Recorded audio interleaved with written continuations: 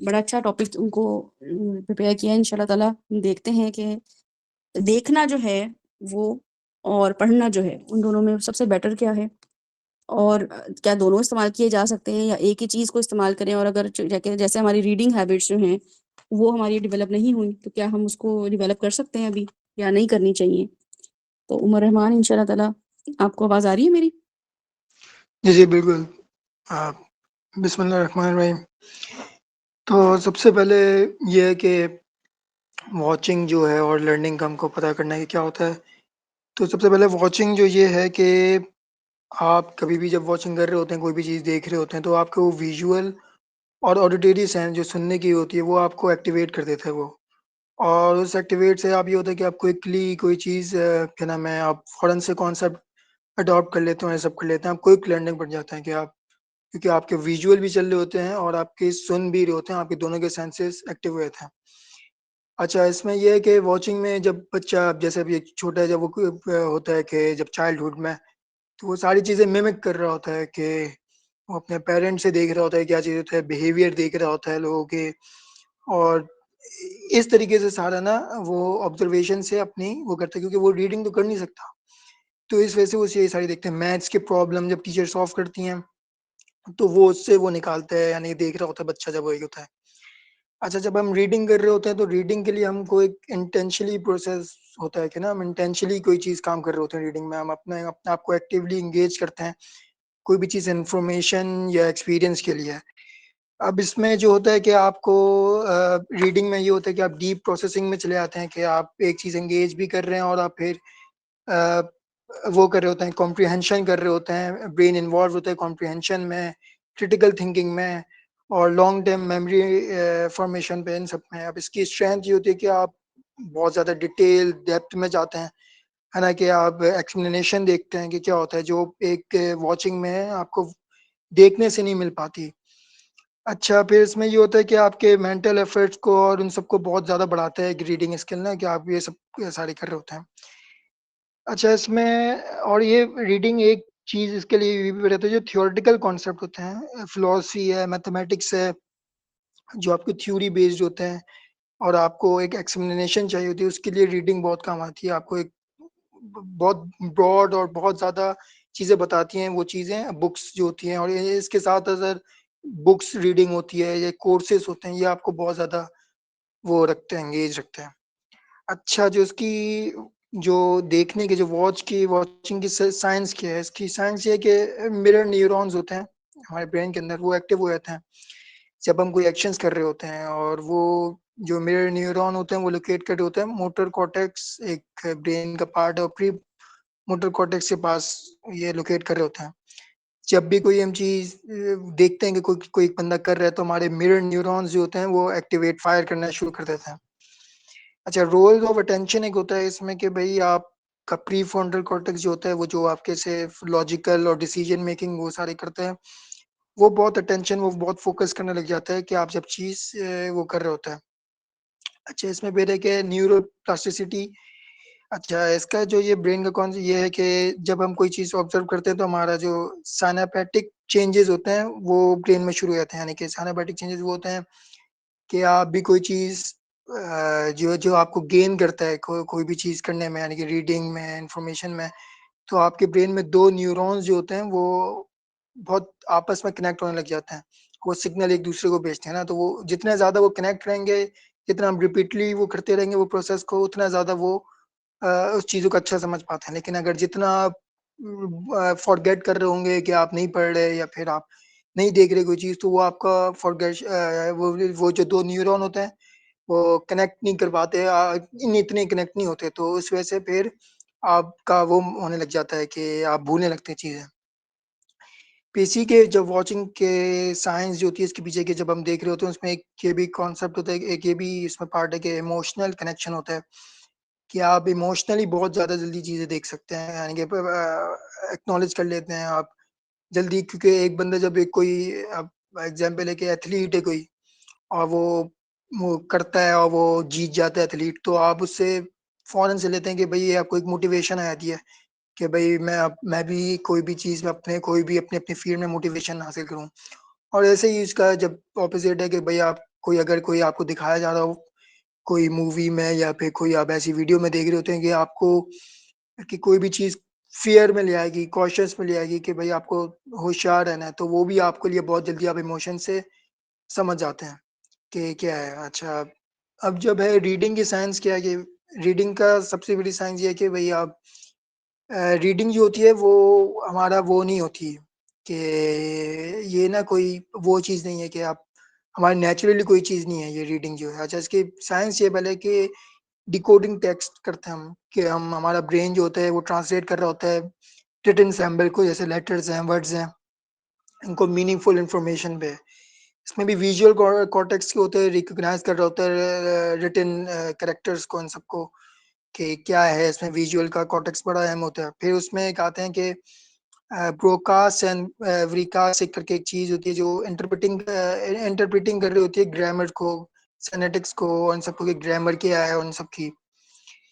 फिर एक होता है इसमें फोनोलॉजिकल लूप, जो साउंडिंग, जो जैसे हमको हल्की आवाज़ में जब साउंडिंग कर रहे होते हैं तो वो हमारे साउंड को और स्पोकन लैंग्वेज को कनेक्ट कर रहा होता है।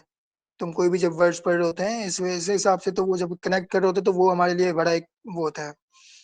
अच्छा, जब रीडिंग में हमारा लेफ्ट हेमिस्फीयर जो ब्रेन का होता है वो डोमिनेंस कर रहा होता है।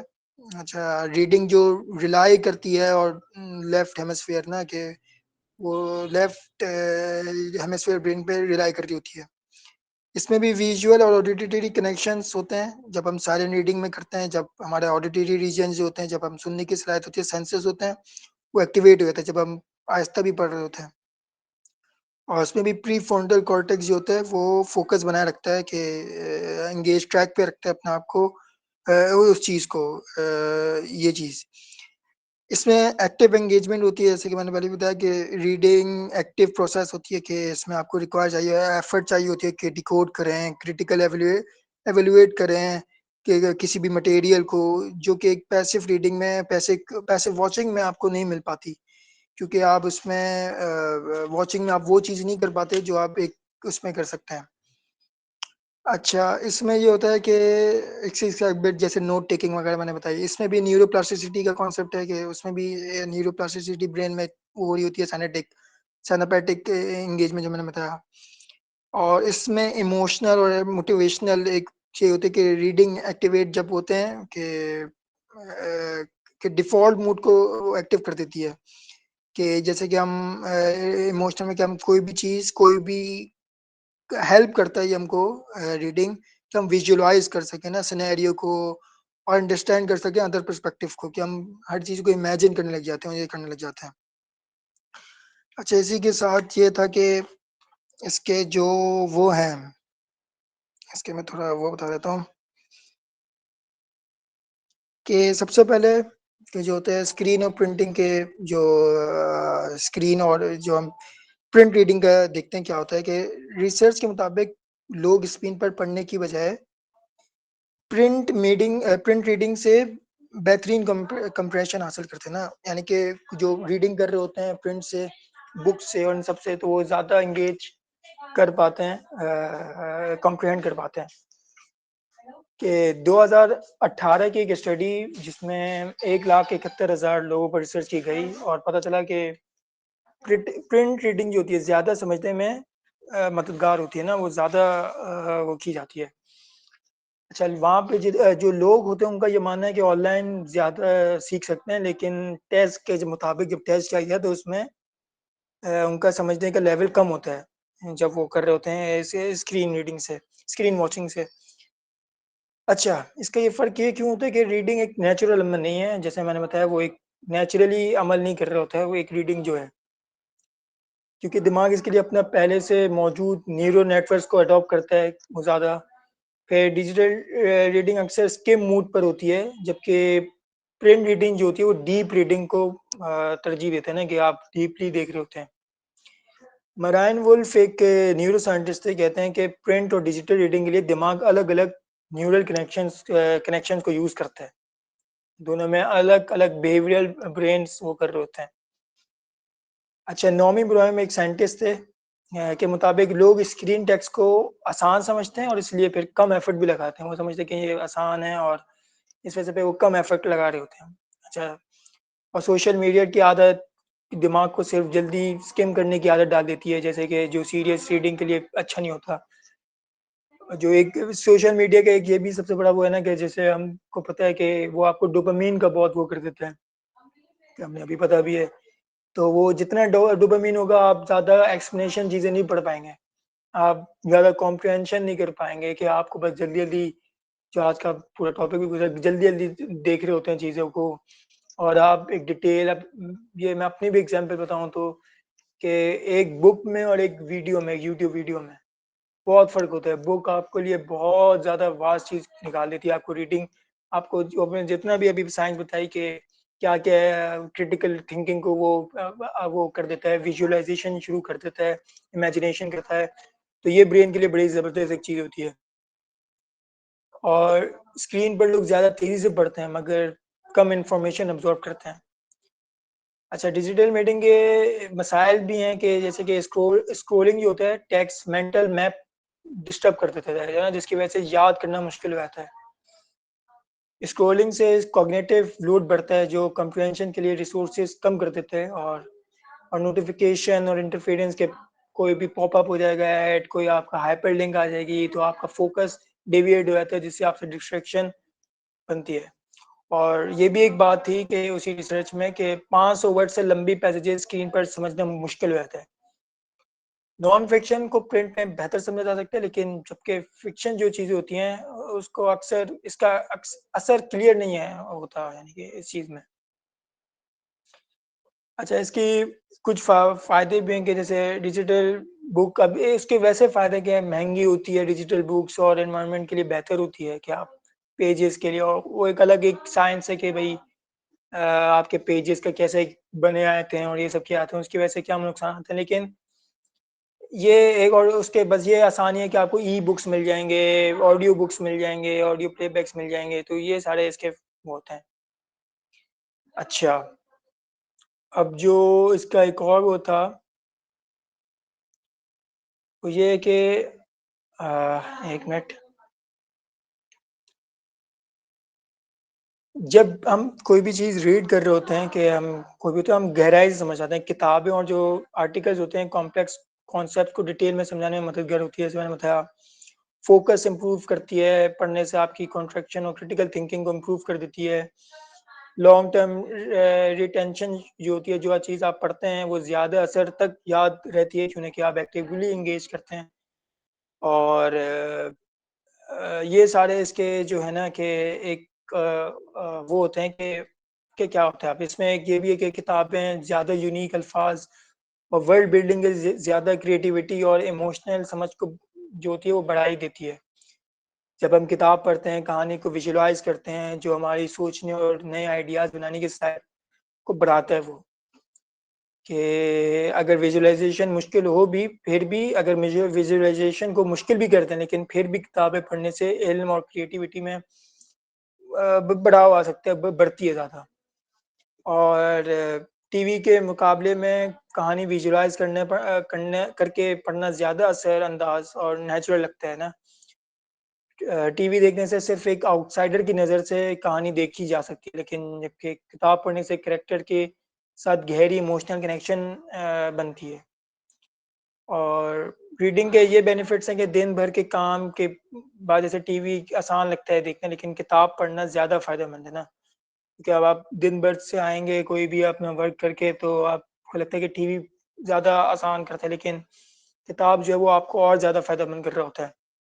किताबें आपको ज़्यादा अमेज़िंग स्टोरी टेलिंग, इमेजरी के ज़रिए रीडर्स को ज़्यादा स्ट्रॉन्ग कनेक्शन और इंस्पिरेशन देती है। अब इसके जो है ना कि हमें क्या ज़्यादा फ़ायदेमंद कौन-सा है, तो असल में ये फ़ायदा जहाँ तक मैंने अभी देखा रिसर्च में कि दोनों के फ़ायदे हैं ना। दोनों आपको वो कर रहे होते हैं कि आपको आपके पहले तो विज़ुअलाइज़ेशन से अगर एज़ अ बिगिनर लेवल पे बताऊँ ना कि जैसा कि मैं भी एक बिगिनर लेवल था जब 1 साल पहले, डेढ़ साल पहले, तो मैं जितने ग्रुप्स में होता था या इस सब में होता था, तो मैं सिर्फ़ देखता था। मैंने कभी कोई बुक रीडिंग नहीं की और ये सब नहीं की हुई थी। तो मैं जब मैं देखता था चीज़ें सारी को, तो मुझे ना एक खुद ही एक मोटिवेशन आती थी कि मैं अब देखूँ, एंगेज करूँ इन सबको डीपली। तो वो आपको वैसे एंगेज करते हो, फिर आपको इमोशंस के जैसे कि इसमें कि आप इमोशनली बहुत अच्छे तरीके से समझ पाते हो, जो बुक से उस तरीके से आप जल्दी नहीं समझ सकते। एक ये है कि वॉचिंग से आप जल्दी इमोशनली सीख सकते हैं। लेकिन जो कनेक्शन होता है, जो अभी मैंने बताया रीडिंग से, वो आप इमोशनली रीडिंग से जब आप विजुअली करते हो तो इमोशंस ज़्यादा जुड़ जाते हैं बुक से। लेकिन जल्दी आप इमोशन जब ज़ाहिर सी बात है विजुअलाइज़ हो रहे होंगे तो आप अच्छे से क्विकली समझ पाएँगे कोई कॉन्सेप्ट्स को इन सबको। तो दोनों ही कॉम्बिनेशन अगर बनाए जाएँ इसके तो बहुत फ़ायदेमंद करते हैं। बस इसमें ये होता है कि आपका जब आप बुक पढ़ लेते हैं तो आपको एक डोपामाइन मिलता है, जैसे साथ मैंने बताया था कि जो एक बड़ा अच्छा होता है, फिर आपको जितना आप स्लोड हो जाएँगे ना, थोड़ा बोर होना चाहिए बंदों को, कि जितना बोर होंगे वो ज़्यादा वो कर सकते हैं चीज़ें, वो बहुत जगहों पे एक्टिव हो सकते हैं। अब अगर बिल्कुल ही जल्द से जल्द करेंगे तो फ़िलॉसफ़ी है या फिर आप उठा लें, आप साइंस है या आपको ये सब पॉलिटिक्स है या ये जो जो ख़ास तौर पे हम लोग जिस इसमें आईएमएस में, इन सब के लिए तो आप जल्दी आप कर भी नहीं सकते। हमारे लिए तो सबसे बेहतरीन है कि आप हमको लॉन्ग बोर्ड चीज़ें जितनी हैं कि वो आपको ज़्यादा एंगेज रखेंगी और ज़्यादा वो रखेंगी और आपको फ्यूचर में बहुत मदद करेंगी कि आप कोई रिसर्च पेपर बना रहे हैं, कोई आप बुक लिख रहे हैं या आर्टिकल लिख रहे हैं, तो वो आपके लिए ज़्यादा आपको एक्सप्लेनेशन भी ज़्यादा होगी, डिटेल ज़्यादा होगी, सब कुछ ज़्यादा होगा, जो है कि वॉचिंग में आपको नहीं मिल सकता। फिर वॉचिंग के दूसरे भी साइड इफ़ेक्ट हैं कि आपके वो वो आइज़ के उसको हार्म करेगा और इन सबको आपके रेज़ेस को हार्म करेगा, जैसे आई की आईसाइट और इन सारे एक पूरा एक फ़ीचर है कि वो नुकसान पहुँचते हैं। तो दोनों के ही फ़ायदे हैं, ये नहीं कि कोई भी नुकसानदेह कोई ज़्यादा नहीं है। लेकिन रीडिंग का जब भी एक है कि रीडिंग आपको डीप उसमें ले जाता है, बल्कि जो विजुअलाइज़ेशन होती है, वॉचिंग होती है, वो आपको सिर्फ़ कुछ हद तक महदूद रखती है।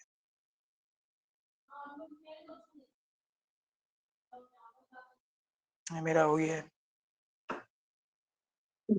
जज़ाकल्लाह खैर उमर, माशाल्लाह बहुत ही बेहतरीन साइंटिफिकली रिसर्च के साथ और साइकोलॉजिकल एस्पेक्ट भी आपने इसमें डाला और बहुत अच्छे से बताया। इवन इसके जो कॉन्सिक्वेंसेज़ हैं वो भी बताएँ। साथ ही इसको अलग से ना रिकॉर्ड करके आप डाल रख उसमें यूट्यूब में डाल दीजिएगा। मेरे ख़्याल से ये बहुत इन्फॉर्मेटिव है। इसको आप लोग दोबारा ज़रूर पढ़ें और पेरेंटिंग के लिए जब हम सेशन लाएँगे करेंगे इंशाअल्लाह ताला, तो ये वाला उमर का जो पोर्शन है इसको हम दोबारा से एक दफ़ा सुन के इसको डिस्कस करेंगे। बिल्कुल, उमर ने जो भी इसमें किसी को ऐड करना है तो बताइए। मुझे ऐसा लगता है मैंने नबी सल्लम की जब भी सीरा पढ़ी ना मैंने, तो जब उनका ये था सीन अ, जो ऊपर जो गए थे इसरा वल मिराज का था, तो ये विजुअलाइज़ कराया था ना अल्लाह ताला ने उनको। यानी कि जो किताब नाज़िल हो रही थी, रीडिंग करते थे वो हज़रत जिब्राइल के साथ दौरे कुरान करते होते थे, जो भी चीज़ें मामला करते होते थे। लेकिन एक अल्लाह ताला ने उनको ना वॉच भी कराई कुछ कोई एक। तो बिल्कुल उमर ने सही बोला है कि ये भी हमारे लिए इम्पोर्टेंट होता है, इसको हम इग्नोर नहीं कर सकते। वॉच करने से, कुछ चीज़ों को विजुअलाइज़ करने से हमारा जो इंटेलेक्ट है वो बढ़ता है, हमारी अकल बढ़ती है, फ़हम बढ़ता है, हमारा ईमान बढ़ता है। अगर हम कोई भी चीज़ ऐसी ना देखें, जैसे अल्लाह ताला वो कुरान पाक में बहुत सारी चीज़ें बताते हैं कि अज़ाब नाज़िल किया, वबील को भेजा, आँधियों को भेजा, विजुअलाइज़ यानी कि करा रहे होते हैं। और जिन लोगों ने इसको देखा है, जिन कौमों पे अज़ाब आया है और जो उससे बचा लिए गए, निकाल लिए गए, उन लोगों ने किया है, तो वो ज़ाहिर है मतलब उससे उनके ईमान में, उनके मिशन में फ़र्क पड़ा। जी, बिल्कुल। और नबी सल्लम का ख़ास तौर पे ये जो जर्नी थी ना, जो अल्लाह ताला ने इसरा वल मिराज की कराई थी, ये विजुअल कराने के लिए, ये हमें उम्मत को भी बताना था कि नबी सल्लम को दिखाने का मकसद ये था कि नबी अब जो है विजुअलाइज़ करके आ गए हैं चीज़ों को। ये है, ये एग्ज़िस्ट करती है जन्नत और दोज़ख और जो भी मामलात हैं। तो इसको दोबारा इस सिनेरियो में ज़रूर पढ़िएगा। बाकी आप लोग ज़रूर ऐड करें, उमर ने जो भी हमारे सामने रखा है, इसमें किसी को इसमें ऐड करना हो या कोई सवाल करना हो उमर से तो पूछें। बहुत बेहतरीन चीज़ ऐड करी है इसमें। और हमज़ा इसमें आप जो ऐड करना चाह रहे हैं प्लीज़ ऐड करें। जी, मैं ऐड नहीं करना चाह रहा, मैं पूछना चाहता हूँ कि चीज़ों को मतलब लॉन्ग टर्म के लिए कैसे याद रखें? मतलब कोई चीज़ होती है, भूल जाती है ना, तो वीडियोज़ के फ़ॉर्म में तो अक्सर होता है, तो वो तो बहुत ही जल्दी भूल जाती है। अगर बुक्स पढ़ी हो तो उसमें कुछ-कुछ चीज़ें याद रहती हैं और कुछ तो भूल ही जाती है, तो इसको कैसे याद रखें? ये मेरा भी मसला है ना, ये बल्कि मैं भी रीडिंग में बहुत सी चीज़ें पढ़ता हूँ, मैं भूल जाता हूँ। इसका सबसे बेहतरीन होता है कि भई आप नोट टेकिंग लें। ये मैंने भी शुरू कर दिया है और करना। कि नोट टेकिंग आपके लिए सबसे बेहतरीन होता है कि आप रीडिंग जब आप कर भी रहे होते हैं ना, कि आप कोई बुक पढ़ रहे हैं, तो आपके लिए अब इसमें ना एक बंदा है, आपको शायद सबको पता ही हो, शेरशाह खान करके यूट्यूब पे है। उसका भी मैं देख रहा था, उसमें भी उसने ये कहा था कि भाई आप लोगों को, आप जब बिगिनर लेवल पे हो ना, कि आपने कभी रीडिंग नहीं की पहले, आप बुक्स नहीं पढ़ते हैं और ये सब नहीं करते हैं, उसके लिए होता है कि भाई आप सिर्फ बुक पढ़ लें। आप 2 पेज पढ़ें दिन में, 15 मिनट पढ़ें, 10 मिनट पढ़ें, बस आप पढ़ लें, ना नोट टेकिंग लें, ना कुछ लें। ये मैंने भी यही किया कि मैंने कोई नोट टेकिंग नहीं की, ये सब नहीं किया।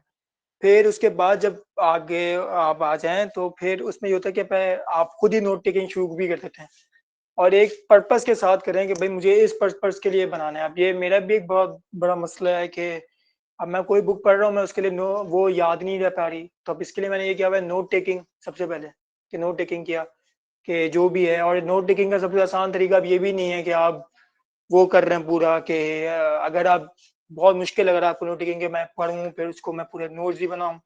तो आप सिर्फ़ सिंपली काम करें जो मैं कर रहा हूँ, मेरा तरीका यही है अभी फ़िलहाल के लिए, आगे का नहीं पता।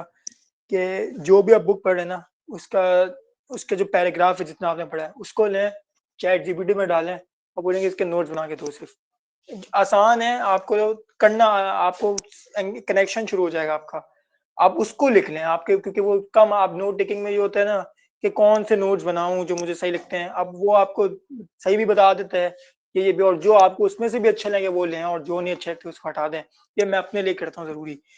तो नोट टेकिंग का है, फिर दूसरा है कि आप दोबारा जो पैराग्राफ पढ़ें, जो पेजेज़ पढ़ें, 2 पेज पढ़ें, 3 पेज, उसको दोबारा पढ़ लिया करें, ताकि वो आपको बहुत ज़्यादा ना याद रखने में मदद करते हैं।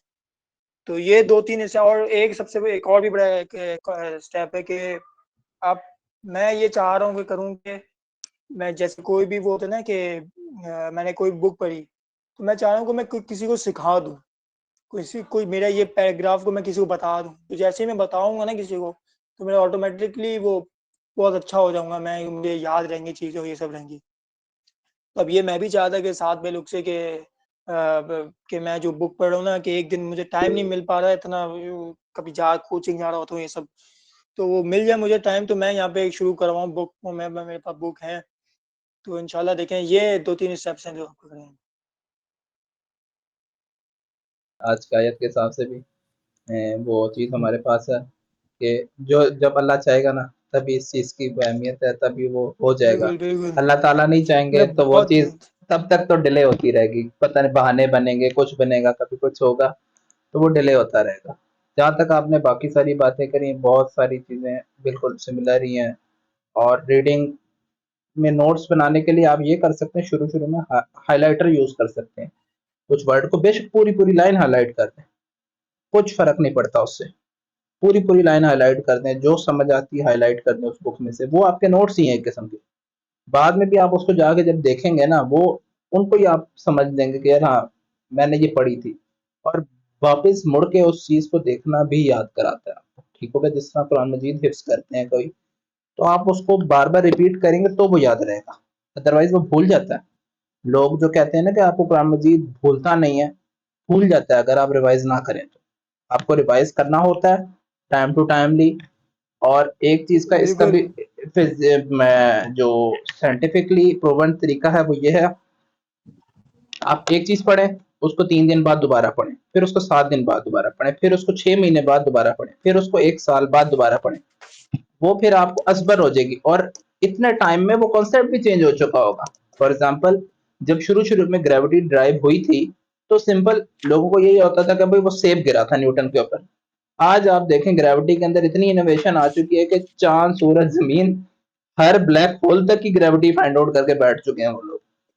तो मतलब कि जब आप दोबारा ग्रेविटी को पढ़ेंगे और इन सारी चीज़ों को पढ़ेंगे तो आपकी इन्फॉर्मेशन में इज़ाफ़ा होगा। बिल्कुल, तो और रिपिटिशन अभी से मैंने भी बताया था ना, फ़र्क पड़ता है। जी, बिल्कुल। साइनापेटिक जो चेंजेस आते हैं, वो वही 2 न्यूरॉन्स का, अगर आप नहीं करेंगे रिपीटेड, तो वो आपके न्यूरॉन्स ही नहीं आएँगे एक दूसरे को सिग्नल देंगे।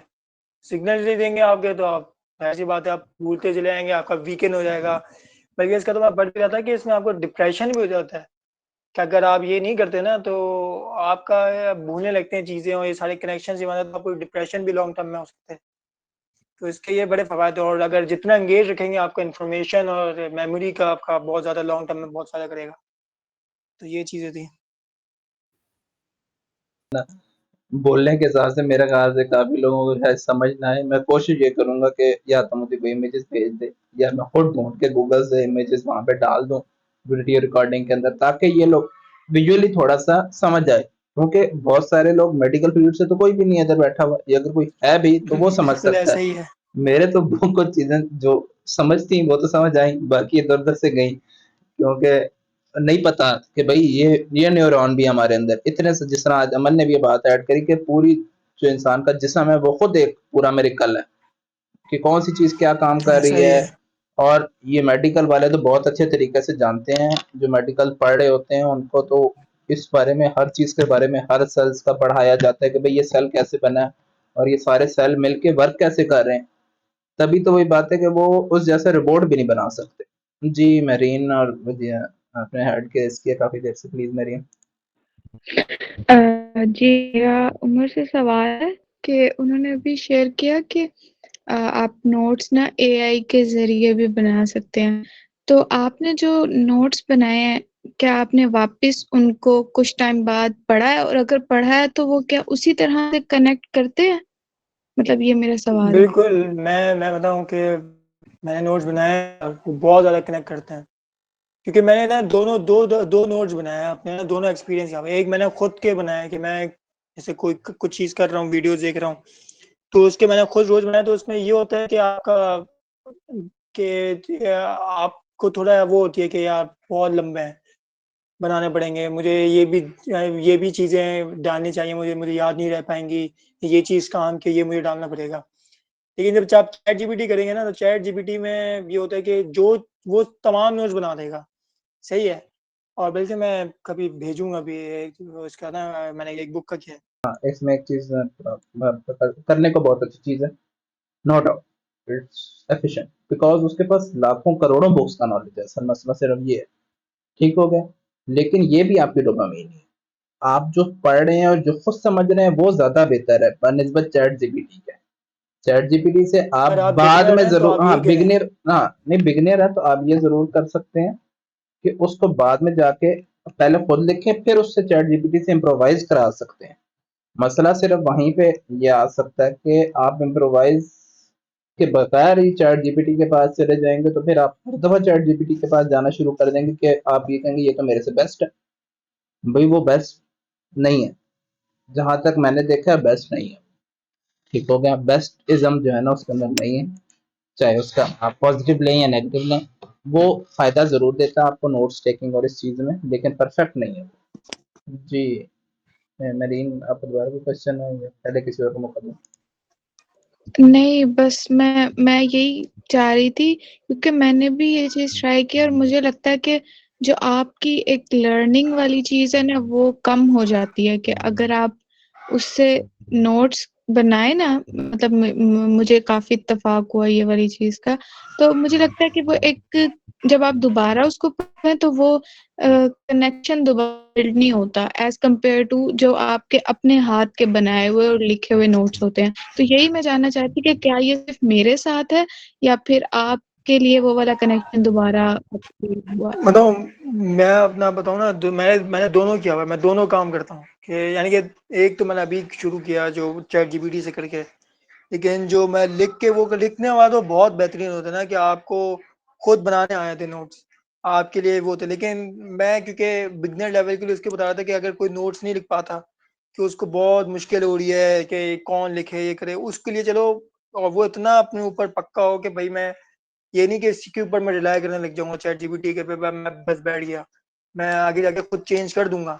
लेकिन अगर मैं जैसा मेरे पास कल का वक़्त था, मैं कल के मुझे वो नोट्स बनाने लिखने थे, तो वो मेरे पास टाइम नहीं था और मुझे लिखना भी ज़रूरी था। तो वो मैंने बस पैराग्राफ चैट जीपीटी पे किया और उसने किया, वो बिल्कुल सही रहा ना। तो ये भी एक तरीका, लेकिन सबसे बेस्ट तरीका ये होता है कि भाई आप खुद नोट्स लिखें और आपका खुद की लर्निंग स्किल बढ़ जाती है। आप खुद चीज़ें लिख सकते हैं फिर। बहुत-बहुत शुक्रिया उमर भाई, मगर मैंने भी बनाए थे, मुझे भी जब तब तो समझ आ रही होती है, तो वो बाद में वो समझ नहीं आती, चैट जीपीटी ने जो अपने हिसाब से वो देते हैं ना, तो इसलिए वो समझ नहीं आ रही होती बाद में, अगर 1 वीक बाद या एक मंथ बाद जाके चेक करें तो वो हम नहीं रिलेट कर पा रहे होते। मैंने तो ये चेक किया था। सही, सही। उमर भाई ने ऐड किया ना कि वो न्यूरल लिंक नहीं हो रहे, तो वही मसला ही सारा वो है, क्योंकि आपने तो वो इन्फॉर्मेशन ली नहीं थी जो चैट जीपीटी ने दे दी बुक से, तो वो न्यूरल लिंक नहीं हो पाते, तो आप उससे रिलेट ही नहीं कर पाते, तो वो सबसे बड़ा मसला वहीं से शुरू हो जाता है जी। अच्छा, एक चीज़ का इसमें ना बड़ा जो है वो बिल्कुल आपको भी यही वो लगता होगा जो हमज़ा भाई ने कहा कि आपका वो कनेक्शन नहीं हो रहा होगा। बिल्कुल किसी को हो सकता है, शायद मेरा हो रहा हो किसी तरीके से कि आप नहीं आगे जाके मसला ही करे मेरे। बिल्कुल वो अलग है कि सबके ऊपर अपने पर वो है ना कि किसको ज़्यादा कोई चीज़ अच्छी लग रही है, तो उस पे वो करे। लेकिन ये एक होता है कि हाँ, बिल्कुल।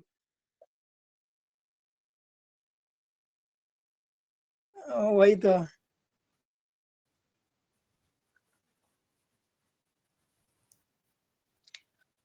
अच्छा, मैं एक और बिल्कुल मैं इसमें एक बात ऐड कर दूँ कि आपका जो भी आप नोट लिखेंगे ना, नोट्स चैटजीपीटी से लेंगे, तो जो पैराग्राफ है पहले आपको, ये मैं तो करता हूँ या कोई अपने लिए मैं बता रहा हूँ अपना ही, कि मैं पहले उसको पढ़ता था, है ना, वो उस पैराग्राफ को 1-2 बार पढ़ा, उसमें से फिर मैंने पढ़ने के बाद चैटजीपीटी पे डाला। अब जब मैंने चैटजीपीटी पर डाला तो अब उसमें वो आ गए कि अब मुझे कौन से पॉइंट्स इसमें से लेने हैं, कि जो मुझे सही लगता है पॉइंट्स के, यार ये मुझसे कनेक्शन, ये मैं यही चाहता था, ये वाला पॉइंट है, तो वो मैं ले लेता था, बाकी जो थे उसको मैं हटा देता था। तो ये मेरा तरीका था करने का।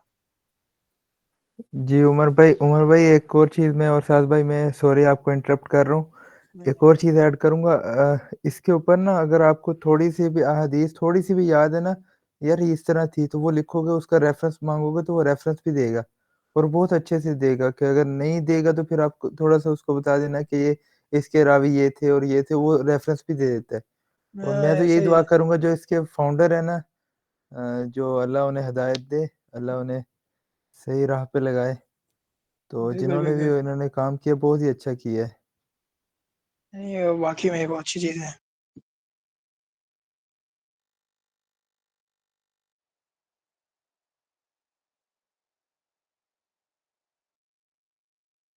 इसी तरफ पे है, क्योंकि जो है ना इसकी, इससे आप अगर इस्लाम वर्सेस क्रिश्चियनिटी या जुडाइज्म या बुद्धिज्म कुछ भी इससे पूछेंगे, इसके रिलेटिव टिल्टेड टुवर्ड इस्लाम आंसर होते हैं बहुत सारे, क्योंकि बुक्स मोस्टली अगर देखा जाए तो इस्लामिक बुक्स वगैरह में जो चीज़ें लिखी हैं, तो एआई क्योंकि खुद कंप्यूटर है, तो कंप्यूटर अपने आप से भी सीख रहा है, तो वो इसको कंट्रोल नहीं कर सकते जहाँ तक हम बात कर रहे हैं।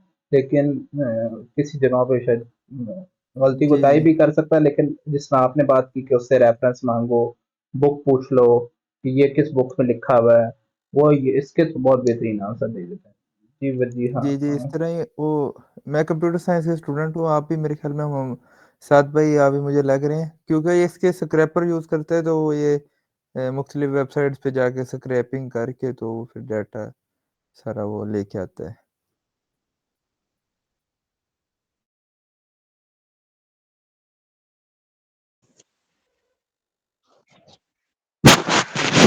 अच्छा, अस्सलाम वालेकुम। एक तो मेरा क्वेश्चन ये था कि अब जैसे बुक रीडिंग की बात हो रही है और विजुअल लर्नर की बात हो रही है, हम कहते हैं कि अपना इंसान जो है वो 80% नॉलेज जो है ना वो अपनी विजुअल सेंसेस के थ्रू गेट करता है। लेकिन जब हम बुक रीडिंग की बात करें या विजुअल की भी बात करें, तो उन लोगों के लिए क्या स्ट्रैटेजी होनी चाहिए जिनका अटेंशन स्पैन बहुत ज़्यादा लो हो? अब फॉर एग्ज़ाम्पल अगर मैं थोड़ी देर देखती रहूँगी, अगर मुझे कोई चीज़ समझ नहीं आएगी तो मैं फ़ौरन स्विच कर जाऊँगी। चाहे मेबी बीच में कोई एक नॉलेजेबल बात मौजूद हो, वो मेरी स्किप हो जाती है क्योंकि अटेंशन स्पैन कम होने की वज़ह से, क्योंकि हम जल्दी होती है कि हमें जल्दी मिल जाए चीज़, तो इस वज़ह से इसका कोई सॉल्यूशन अगर बता सकें आप? और नहीं, सेकंड मेरा जी, जी, पहले बताएँ। इसमें ये है कि ना कि आप एक चीज़ पे ज़्यादा वो नहीं रह पाते हैं, आपका अटेंशन स्पैन कम है। तो इसका जहाँ तक मुझे पता है, बाकी साथ भी लोग बाकी भी बता पाएँगे, मुझे लगता है कि इसका ना डोपामाइन से बड़ा वो है कि आपको ना बहुत जल्दी वो हो रहा है कि आप डोपामाइन आपका ना ये ब्रेन आपका माँगता है। तो इस वज़ह से आप कोई चीज़ों में एंगेज नहीं आने से, इसलिए आप जानबूझ के बोर्ड चीज़ देखा करें।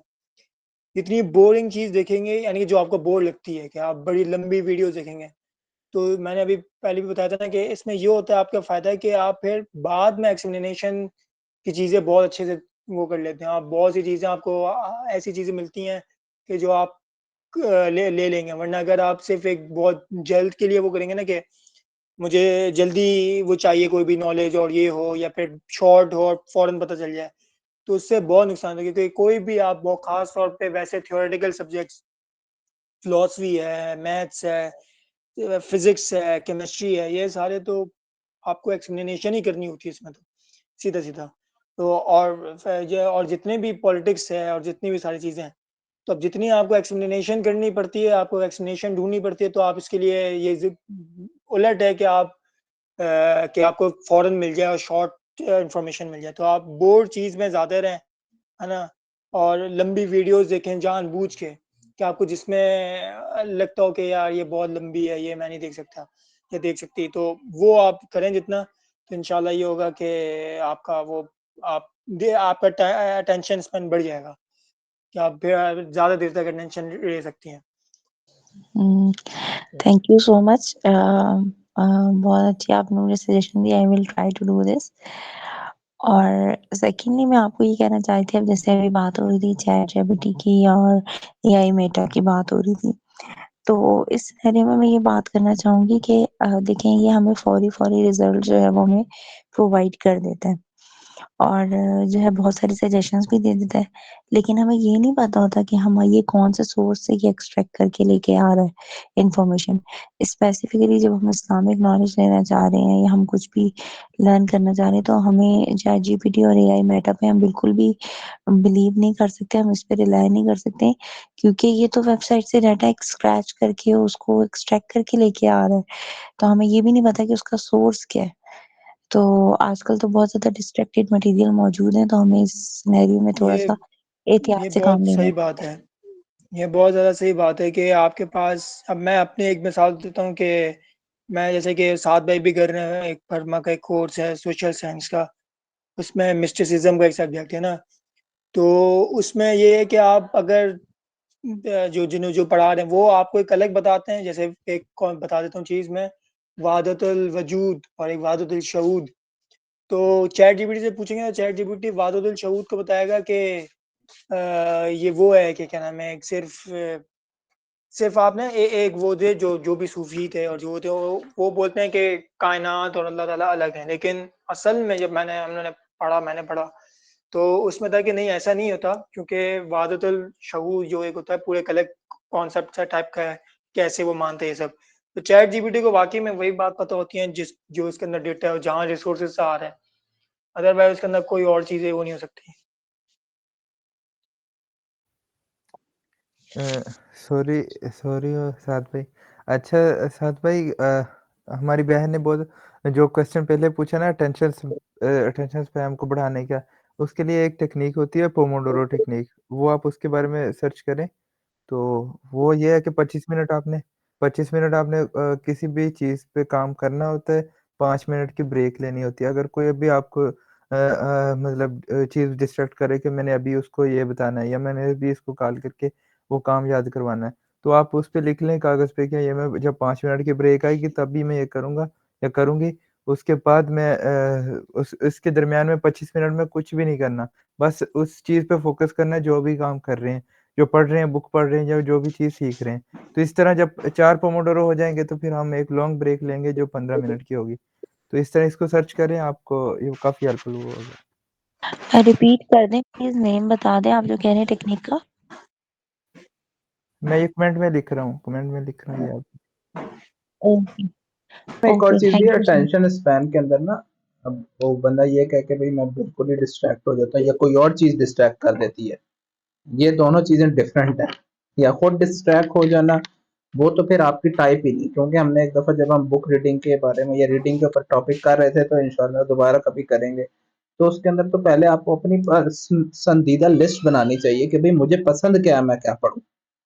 और फिर उस पसंद के मुताबिक आपने बुक्स ढूँढनी है जब आप रीडिंग शुरू कर रहे हैं। आपने ये नहीं करना कि भई मेरे से सुनी बुक दिनियात और खुद शुरू हो गए। चलो जी, पढ़ना शुरू कर दें कि भई साद ने बता दिया या महबूशा ने बता दिया। अगर आप ये काम करना शुरू करेंगे, तो आप कभी भी रीडिंग हैबिट को डेवलप नहीं कर सकेंगे। उसके लिए फिर पसंदीदा तरीका वो यही है कि जो आपको पसंद है। आपको जो भी चीज़ पसंद है, जो सब्जेक्ट आप पढ़ रहे हैं, उसके बारे में आप सीखें, उसके बारे में रिसर्च करें, उसको पढ़ना शुरू कर दें नेट पे जाके। तो वो आपकी रीडिंग हैबिट बिल्ड करना शुरू कर देगी और आपका अटेंशन स्पैन वो ठीक हो जाएगा, खुद ब खुद ठीक हो जाएगा, क्योंकि आप उस चीज़ को नहीं, उस पे मेहनत लगा रहे हो, उस चीज़ पे ज़हन को नहीं कह रहे कि मेहनत करो, जो आपका दिल नहीं करता। आहिस्ता-आहिस्ता फिर आप उसको अडॉप्ट करते हुए दूसरी सब्जेक्ट की तरफ भी जा सकते हैं, जब एक दफ़ा हैबिट बिल्ड हो जाए। और हैबिट बिल्ड करने के लिए ओनली 21 टू 40 डेज़ का पीरियड होता है, उसके अंदर हैबिट बिल्ड हो जाए तो हो जाती है। जी, अच्छा, मैं नवीद साहब। एक चीज़ बस ऐड कर दूँ, वो बस एक आखिरी चीज़ के जो भी आप बुक रीडिंग हैबिट बनानी है ना आपने, तो आप कोई एक बुक में सिर्फ नहीं रहें कि एक बुक मुझे पढ़नी है फिर मैं ख़त्म करूँगी, फिर आप मल्टीपल बुक्स में लगे रहें। वो आपको फिर वो ज़्यादा वो अच्छा वो इफ़ेक्टिव होता है वो ज़्यादा। ये शेर शाह खान है, उसने भी यही बात की थी कि आप मल्टीपल बुक्स रखें, एक बुक्स पे ना रहें। और नहीं है बिल्कुल आप में हैबिट, तो आप ये नहीं कि आप नोट टेकिंग ना लें, ताकि वो फिर आपको और ज़्यादा शुरू के लेवल में, जब आप बिगिनर अभी आप बुक्स ज़्यादा नहीं पढ़ते, तो उस वक़्त तक नोट टेकिंग ना लिया करें। फिर जब जैसे-जैसे आप थोड़ा आ जाएँ, लर्निंग आपको अच्छी हो जाए, आप ज़्यादा हर डे रीडिंग कर सकते हैं, तो फिर आहिस्ता-आहिस्ता फिर आप नोट्स टेकिंग शुरू करें। अच्छा, मुझे बताएँ, जज़ाकल्लाह खैर, आप सबकी बड़ी ज़बरदस्त पार्टिसिपेशन है, रिसर्च भी है और सवाल-जवाब भी अल्हम्दुलिल्लाह बड़े रेलेवेंट हुए। अल्लाह ताला की सबसे पहली वही अपनी इंसानियत को क्या थी? नबी सल्लम को सबसे पहली वही का पहला वर्ड क्या था? इकरा। और क्या मतलब है इक़रा? कोई लड़की का नाम था या क्या है ये? पढ़ना, पढ़िए, पढ़ना। हुक्म दिए पढ़ है जाते ना? हैं आपको। हाँ जी, बिल्कुल, हुक्म का सीगा है बिल्कुल, लेकिन किस चीज़ का हुक्म है? खेलने का, खाने का, इक़रा पढ़ने का हुक्म है ना? तो अल्लाह ताला की सबसे पहला पैगाम जो अपनी इंसानियत के लिए उन्होंने उतारा नबी सल्लम के थ्रू, वो था इक़रा बिस्मि रब्बिकल लज़ी ख़लक़। तो अल्लाह ताला ने ये हमें जो हुक्म दिया है ना, इस हुक्म की वैल्यू को इस सिनेरियो में ज़रूर समझें कि पढ़ना जो है, जैसे उमर ने जो भी टेक्नीक और जो भी साइकोलॉजिकल और साइंटिफिकल जो रिसर्च टर्म्स यूज़ किए ना हमारे पास, वो सब रेलिवेंट हैं। लेकिन पढ़ना जो है वो हमारे अल्लाह ताला की तरफ से पहला हुक्म है हमें, पहला हुक्म। हमें कितने लोगों के वो याद रहते हैं कि अब्बू जी ने मरने से पहले ये हुक्म दिया था, ये उनके अल्फाज़ थे, बड़ा मुझे याद आता है। या अम्मी जो थी उन्होंने शादी से पहले कहा था ये कर लो, तो कुछ चीज़ें ऐसी होती हैं जो हमें बहुत वैल्यू जो है वो हमारी ज़िंदगी में रखती होती हैं। ये जो अल्लाह ताला की पहली वही हमारे लिए उतरी ना इक़रा, इसका मतलब यही है कि पढ़ना बहुत ज़रूरी है, ठीक है? लेकिन क्या है, बिस्मि रब्बिकल लज़ी ख़लक़, उस के नाम से जिसने तुम्हें तख़लीक़ किया। तो ये जो हमें बाज़ औक़ात ना शैतान ये फ़ियर डाल देता है कि ये नहीं पढ़ो, ये नहीं देखो, जिससे तुम गुमराह हो जाओगे, क्योंकि चैट जीपीटी की जैसे आप लोग बात कर रहे हैं कि वो इतना मतलब वो ज़्यादा कोई गाइडेड वो तो सोर्स है ही नहीं, जो हमें सही रेलेवेंट चीज़ बताए। हमें तो लगता है बस हम कहीं भी बैठें, हम यहाँ भी बैठे हैं, आपको यहाँ भी 10 लोग मिसगाइड कर सकते हैं, ठीक है? और आप काफ़िरों में भी बैठे हैं, वो भी आपको गाइड करते हैं। तो ये फ़ियर अपनी ज़िंदगियों से निकालें। तो वो क्या फ़ियर है कि वो ये फ़ियर है कि हम जहाँ बैठेंगे ना, वो हमें मिसगाइड कर देगा। तो हमारे पास सोर्स का होना बहुत ज़रूरी है। बिल्कुल अच्छी बात है, हमें एक लेवल पे आने के बाद फ़िल्टर कर देना चाहिए अपनी ज़िंदगी में कि हम जो भी चीज़ लें, अब इसको इम्प्रूव करें अपनी नॉलेज को। लेकिन जब हमारे करेक्ट नॉलेज नहीं होती, जैसे उमर इस्तेमाल कर रहे हैं ना, तो ये जो उमर बता रहे हैं, इसको इस्तेमाल करना, ये आजकल की ज़रूरत है, ठीक है? ये आपका बहुत ज़्यादा टाइम जो है सेव कर लेता है। और इसके अलावा लेकिन अगर आपको इसकी एडिक्शन हो जाए, आप इसको इस्तेमाल करें बस इसलिए कि आपको एफ़र्ट ना करनी पड़े, वो तो फिर आप रीडिंग में भी ऐसी चीज़ें करेंगे और राइटिंग में भी ऐसी चीज़ें करेंगे। रीडिंग को हम किस सिनेरियो में देख रहे हैं, रीडिंग जो है वो किस चीज़ की करनी चाहिए, और उसके थ्रू जो है हम जब रिसर्च करें, उसको भी हम रीड करें या हम वॉच करें, वो आपकी अपनी-अपनी जो अल्लाह ताला खुद कहते हैं कि हर इंसान ना अपनी शाकिलाती पे काम कर रहा है। हर इंसान जो है ना अपनी उसको जो जिस चीज़ से वो मोटिवेट होता है या उसकी मैंने फ़ितरत जो बनाई हुई है। कुछ बच्चे होते हैं, अगर आप देखें उसकी उनकी लिसनिंग स्किल्स बड़ी अच्छी होती हैं। कुछ लोग होते हैं, वो बड़े इंट्रोवर्ट होते हैं, लेकिन वो आपकी बात सुनते हैं गौर से। आपके अगर दिल चाहता है कि मैं अपनी बात कहीं सुनाऊँ, तो आप ज़रूर ऐसे लोगों को अप्रोच करते हैं जो सिर्फ़ सुनने वाले होते हैं।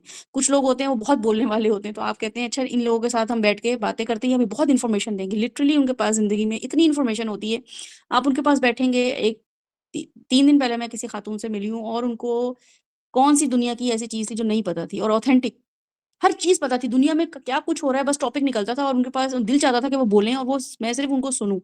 इतनी ज़बरदस्त उनके पास इन्फॉर्मेशन थी कि हैरान हो रही थी मैं। कुछ लोग होते हैं जिनकी राइटिंग स्किल्स बहुत अच्छी होती हैं। जो आप रीडिंग कर रहे हैं, वो मैं और आप नहीं लिख सकते। मुस्तंसर हुसैन तारड़ की बुक्स हैं। या और भी जो ऑथर हैं हम जिनको सुन रहे होते हैं, वो बुक्स उनके अंदर अल्लाह ताला ने ये क्वालिटी दी है कि वो बड़े अच्छे तरीके से अल्फाज से हमें वो चीज़ें समझा दें जो कि हम सोच सोच के हो रहे होते हैं। इवन ये पोइट्री भी जो है इलामा इकबाल की, 2 शेर होते हैं लेकिन आपको पूरा का पूरा ये जो है ना आपकी कॉम्प्रिहेंड कर देती है चीज़ों को। ऐसी ही कुछ लोगों की रीडिंग स्किल्स होती हैं। मैं एक पैराग्राफ रीड करूँगी, आपको समझ ही नहीं आएगा, और कोई और अच्छे से रीड करेगा, आपको समझ आएगा कि इसने कितने अच्छे पिच में, हाई टोन और लो टोन में जाके इसने समझाई है चीज़ों को। और अगर आप देखें तो ये रिकॉर्ड हुई हुई है, यानी कि कुछ नॉवेल्स हैं वो रिकॉर्ड होके यूट्यूब पे पड़े हुए हैं। अगर आप उनकी वो रीडिंग स्किल्स देखें वो कैसे पढ़ रहे हैं, तो आपको लगेगा वाक़ई वो डायलॉग लड़के ने ही बोला है, वो लड़की ने डायलॉग बोला है। वो डायलॉग जो है वो किसी स्कॉलर ने ही बोला है, वो डायलॉग जो है ना किसी स्टूडेंट ने ही बोला है। लिटरली उनके अंदर ये क्वालिटी होती है। तो हम किसी भी चीज़ को स्पेसिफिक नहीं कर सकते, अल्लाह ताला ने हमें क्वालिटी दी है। इसको हम रिटेन कैसे करें मेमोरी को, जो सवाल था, देखिए इसकी जो टिप्स है ना, वो अकॉर्डिंग टू शरिया, जो ये मेमोराइज किसी भी कुरान को करना हो या किसी भी चीज़ को करना हो, उमर ने जो बोले हैं वो की आंसर्स हैं, की टर्म्स हैं। और वो क्या हैं कि एक तो ये कि वो आप नोट्स बनाएं। ठीक है, नोट्स किसके बनाएंगे, वो साथ में भी बहुत अच्छे से बता दिया कि अब तो हमारे पास हाईलाइटर है कि हम उसको हाइलाइट कर लें, हमें पता चल जाएगा कि ये चीज़ ऐसी थी जो मुझे क्लिक कर गई, या ये चीज़ मुझे कंफ्यूज कर गई। कुछ ऐसे वर्ड्स होते हैं जो मुझे, जिनकी वोकैबुलरी मुझे समझ नहीं आती कि ये यहाँ पे क्यों इस्तेमाल किए इन्होंने, ये कोई सेंस नहीं बन रही है, लेकिन मैं उसको अगर अंडरलाइन कर लेती हूँ तो मुझे बाद में अगर मेरे जहन से निकल जाए और मैं दोबारा वो पेज खोलती हूँ, मुझे याद आता है अच्छा इसको जब तक मैं नहीं रिसर्च करूंगी मैं अगला पेज नहीं पढ़ूंगी, मैं अगला पैराग्राफ शुरू नहीं करूंगी। एक तो ये नोट होता है। दूसरा जो उमर ने बोला था वो ये था कि मैं बताऊं, ठीक है ना, यानी कि मैं जो रीडिंग कर रहा हूँ मैं आगे लोगों को बताऊं। ये सबसे बड़ी चीज़ है जो नबी सल्लल्लाहु अलैहि वसल्लम ने फरमाया कि जो चीज़ एक आयत भी सीख लिया आगे लोगों को बता दो। ये उनके लिए तो अच्छी है ही है, ये तुम्हारे लिए प्रैक्टिकली बहुत अच्छी है, तुम फौरन प्रैक्टिस में आ जाओगे। और अगर आप देखें कोई भी कुकिंग जो सिखा रहे हैं, बेकिंग सिखा रहे हैं, कोई कंप्यूटर सिखा रहे हैं, इवन साथ से अगर आप पूछ रहे हैं कि वो भी अगर किसी को कंप्यूटर सिखा रहे हैं तो उनकी ज़्यादा इन्हांस हुई है उस बारे में नॉलेज, जो वो खुद उन्होंने सीखी हुई थी। जो जैसे ही आप किसी चीज़ को सिखाते हैं, और इसमें सिखाना मतलब ये होता है कि जैसे हमज़ा जो हैं वो अगर आप देखें तो वो जब भी कोई चीज़ होती है वो हदीस शेयर कर देते हैं। वो बताते हैं मैंने ये पढ़ा था तो मैंने लिखा हुआ है, फ़ौरन शेयर करते हैं। अब जो चीज़ वो शेयर करते हैं ना वो ज़्यादा अच्छी रिटेंशन उनकी हो गई है उस चीज़ में। जो वो नहीं शेयर कर पा रहे हैं उसमें वो हो सकता है थोड़े से पीछे हों। तीसरी चीज़ ये कि जब रीडिंग आप कर रहे हो ना, उसका स्पैन बढ़ाने का 3 या 4 ट्रिक्स हैं, वो अगर आप सीख लें। एक तो ये कि ख़ास टाइम पे आप वो रीडिंग करें, ठीक है? आपको पता होना चाहिए कि मुझे रीडिंग किस टाइम पे सूट करे। कुछ लोगों को रात की रीडिंग के सब सो रहे हों और हम सोने से पहले आधा घंटा पहले हम अच्छी सी रीडिंग कोई करें। बुक रीडिंग के शौकीन जो होते हैं। कुछ लोग जो होते हैं वो दिन के किसी हिस्से में वो कहते हैं कि इस टाइम पे जो है ना मुझे रीडिंग करने में समझ भी आती है, मज़ा भी आता है। कुछ लोग जो हैं वो मॉर्निंग में, जैसे स्कूलों में भी सुबह ही पढ़ाया जाता है। तो कुछ हर एक की अपनी-अपनी एक कस्टमाइज़्ड नेचर होती है जिसके थ्रू वो रीडिंग, तो अपनी आप लोगों ने जब भी रीडिंग करनी हो आप ये देखें किस टाइम पे मैं रीडिंग एन्जॉय करती हूँ या समझ आती है। ठीक है? और अच्छा, एन्जॉय करने की भी बिल्कुल अच्छी बात है कि रीडिंग एन्जॉय करना, लेकिन रीडिंग जो है ना वो जो कारी होता है ना, जो पढ़ने वाला होता है, वो शुरू में वो तो वैसे अच्छा होता है कि हमें फलाँ राइटर पसंद है, हम उसकी पढ़ें, या फलाँ टॉपिक हमें बड़ा रिलेटेबल है तो हम उसको पढ़ें। लेकिन ऐसा होता है कि आपका ना किताब से एक ताल्लुक बन जाता है। कोई भी आप किताब पढ़ते हैं ना उसका ताल्लुक आपको तब बन जाता है जब आप उसको रेगुलर बेसिस पे करते हो। तो अगर अटेंशन स्पैन जैसे वज़ीर कह रही हैं और हमारा सबका ये हाल है कि रीडिंग हम करते बैठते हैं, हमारा दिल चाहता है बस बंद कर दो, बोरिंग है। तो उसको एक पेज रोज़ाना, बस एक पेज पढ़ना है। अगर आपका किताब है ना 2 पढ़ो, 2 नहीं पढ़ने। तो ये बताया जा रहा है इसकी इम्प्रूवमेंट करने में, इसकी स्किल्स इम्प्रूव करने में, कि अगर आप रीडिंग शुरू की हुई है और आप कहती हैं चलो मैं ये बुक आज पढ़ती हूँ, फॉर एग्जाम्पल दिन की रिकमेंड की है किसी ने ना, तो हम ये पढ़ते हैं। अभी पीडीएफ में मौजूद है, रात को आप कहेंगी मैं पढ़ूँगी। अब आपने पढ़ा, आप एक पेज अच्छा लगा तो आपको लगा कि ये भी कंटिन्यू मैं अगला पेज पढ़ लूँ, तो आपने नहीं पढ़ना है। ठीक है? या फिर क्यूरोसिटी से छोड़ देगा। अब आप बेचैन होंगी कि मेरे पास टाइम तो है, मूड भी हो रहा है तो मैं पढ़ लूँ, तो नहीं पढ़ना है। जैसे ही आप यहाँ 2 पेजेस पढ़ेंगी, अगले दिन आप 3 पेजेस, 3 दिन नहीं पढ़ेंगी। तो ये बहुत ज़रूरी है कि रोज़ का 1 पेज, और फिर अपने लिए टारगेट बनाएँ कि कितने दिनों में मुझे बुक खत्म करनी है, और उस बुक को खत्म करने में कितने पेजेस हैं, मैं कैसे डिवाइड करूँ। फॉर एग्जांपल 100 पेज हैं और मुझे इसको 10 दिन में खत्म करना है, तो फिर मैं 10 दिन में पढ़ूँ। अब उस 10 पेज पढ़ने में मैं सुबह के 2 पेज पढ़ूँ, दोपहर के इस तरह डिवाइड करें, अपने मूड के हिसाब से। चौथी चीज़ है कि बैकअप रीडिंग आप जब भी करेंगे, जब भी आपको रीड करना हो ना, इवन नमाज़ अगर आप देखें, जो हमारा मेन नमाज़ का जो क़याम के अलावा जो हमारी दुआएँ और एक ऐसी डायलॉग है अल्लाह ताला का नबी सल्लम से, वो हम बैठ के ही पढ़ते हैं। इसके अलावा दुआएँ हम बैठ के माँगते हैं। जो बैठ के आप रीड करते हैं ना, वो उसकी वैल्यू ही और है, उसकी रिटेंशन ही और है। तो कोशिश किया करें ज़मीन पे बैठ के रीडिंग किया करें। बुक को बेड पे लेट के या टेबल पे बैठ के पढ़ने से बेहतर है कि ख़ास चेयर हो आपके पास। लोगों के होती है चेयर, ठीक है? मेरे पास अपनी एक ख़ास चेयर है जहाँ मैं रीडिंग करती हूँ, सिर्फ़ रीडिंग करती हूँ, और वही सब चीज़ें, हाइलाइटर, मार्कर, जो भी चीज़ें होती हैं, इवन स्टिकी नोट्स होते हैं और बुक मार्कर्स जो भी होते हैं, बुक मार्क्स होते हैं, वो सब चीज़ें मैंने वहाँ रखी हुई हैं। इसके अलावा उसकी हेल्प के लिए डिक्शनरी भी वहीं पे रखी हुई है। होता है कि जब हम पढ़ने बैठते हैं तो हमारे पास अब तो खैर डिक्शनरी फ़ोन पे ही आ गई है, लेकिन आपके पास डिक्शनरी जो है दूसरी ऑक्सफोर्ड की या उर्दू की भी लुगत की या अरबिक लुगत की आपके पास डिक्शनरी होनी चाहिए। तो आप लिटरली इसको एक आपकी स्किल है जो आप इम्प्रूव कर लेंगे। रीडिंग कोई ऐसी चीज़ नहीं है, जैसे उमर ने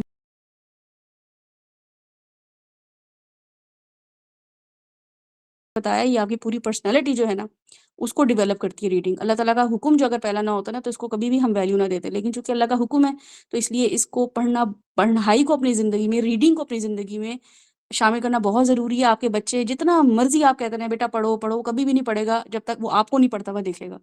और वो लोग जो रीडिंग करते हैं, उनके बच्चे खुद भी रीडिंग करते हैं। लेकिन होता क्या है, हम रीडिंग करते हैं, बच्चों को स्क्रीन पे लगा देते हैं कि तुम लोग मुझे हमें सुकून से पढ़ने दो। तो वो बच्चे जो हैं, उनको एडिक्शन नहीं होती। तो बच्चों के लिए भी रीडिंग रखें, उनको भी टाइम दें, उनको भी एन्जॉय करने दें रीडिंग को। वो कैसे करेंगे, जब आपको वो रीडिंग करते हुए देखेंगे, ठीक है? तो इसके अलावा ये कि रोज़ का 1 पेज आपने पढ़ना है किसी भी चीज़ का। रोज़ का कुरान का 1 पेज आपने पढ़ना है। अगर आप कुरान भी पढ़ रहे हैं, उसके भी आप ज़्यादा पेजेज़ ना पढ़ें कि मेरा कुरान ख़त्म हो जाए। और इसके अलावा जब आप कुरान रीडिंग भी कर रहे हों, तो रीडिंग करने से पहले जो दुआ है, इंशाअल्लाह ताला कल हमारा जो टॉपिक होगा, उसमें मैं इस चीज़ को मेंशन करूँगी। आप लोग में से जो अटेंड करे, वरना रिकॉर्डिंग सुन लें। कि इल्म के लिए अल्लाह ताला ने बहुत सारी दुआएँ ना हमें बताई हैं, जो क़ल्ब से रिलेटेड हैं, जो हमारी सेंसेस से रिलेटेड हैं। वो क्या हैं? उसकी साइकोलॉजी क्या है? अल्लाहुम्मा इन्नी अऊज़ु बिका मिन इल्मिन ला यनफ़अ, अल्लाहुम्मा इन्नी असअलुका अल्लाहुम्मा इन्नी असअलुका इल्मन नाफ़ि। और इसके अलावा इल्म से रिलेटेड, रीडिंग से रिलेटेड जो अल्लाह ताला ने रब्बि ज़िदनी इल्मा और आयतें दी हैं, दुआएँ दी हैं, वो क्यों ऐसी दुआएँ हैं? नबी सल्लल्लाहु अलैहि वसल्लम ने ये दुआएँ क्यों माँगी हैं और इस दुआओं को क्या फ़र्क पड़ेगा? ये कल इंशाअल्लाह ताला हम इसको डिस्कस करेंगे। तो जो भी बुक पढ़े ना, जो भी बुक पढ़े, उसको पढ़ने से पहले दुआ ज़रूर माँगे। और मैं तो अपनी जो मेरी अपनी पर्सनल बुक्स होती हैं, वैसे तो मेरी बुक्स चली जाती हैं, कोई भी आता है उसको सारे रखी होती हैं, ले जाते हैं, हम ये पढ़ रहे हैं, हम ले जाते हैं।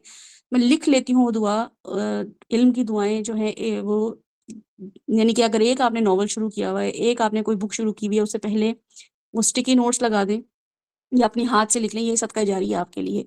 और अपना जो भी आपने बुक पढ़ ली है, उसको आगे लोगों को शेयर करें, वो पीडीएफ शेयर करें, सदका जारिया बनाएँ। वो दुआ जो है वो यही है, रब्बि इश्रह ली सदरी और रब्बि ज़िदनी इल्मा और अल्लाहुम्मा इन्नी अस्अलुका इल्मन नाफ़ि। ये तीनों दुआएँ जो हैं, आपने इसको लिखना ही लिखना है, पढ़ना ही पढ़ना है। अगर आप ये दुआएँ नहीं पढ़ेंगे, तो कल मैं इंशाअल्लाह ताला इसको जब मेंशन करूँगी आप लोगों के सामने कि इन दुआओं की अहमियत क्या है, तो आपको पता चलेगा कि इतनी वैल्यू रखता है इल्म, ठीक है? लेकिन ये परेशान ना हुआ करें कि हम मिसगाइड हो जाएँगे, चैट जीपीटी हमें हमारे बच्चों को मिसगाइड नहीं करेगा। आप लोगों को, आपके बच्चों को कोई भी मिसगाइड नहीं कर सकता और कोई भी गाइड लाइन्स नहीं दे सकता अगर अल्लाह ना चाहे।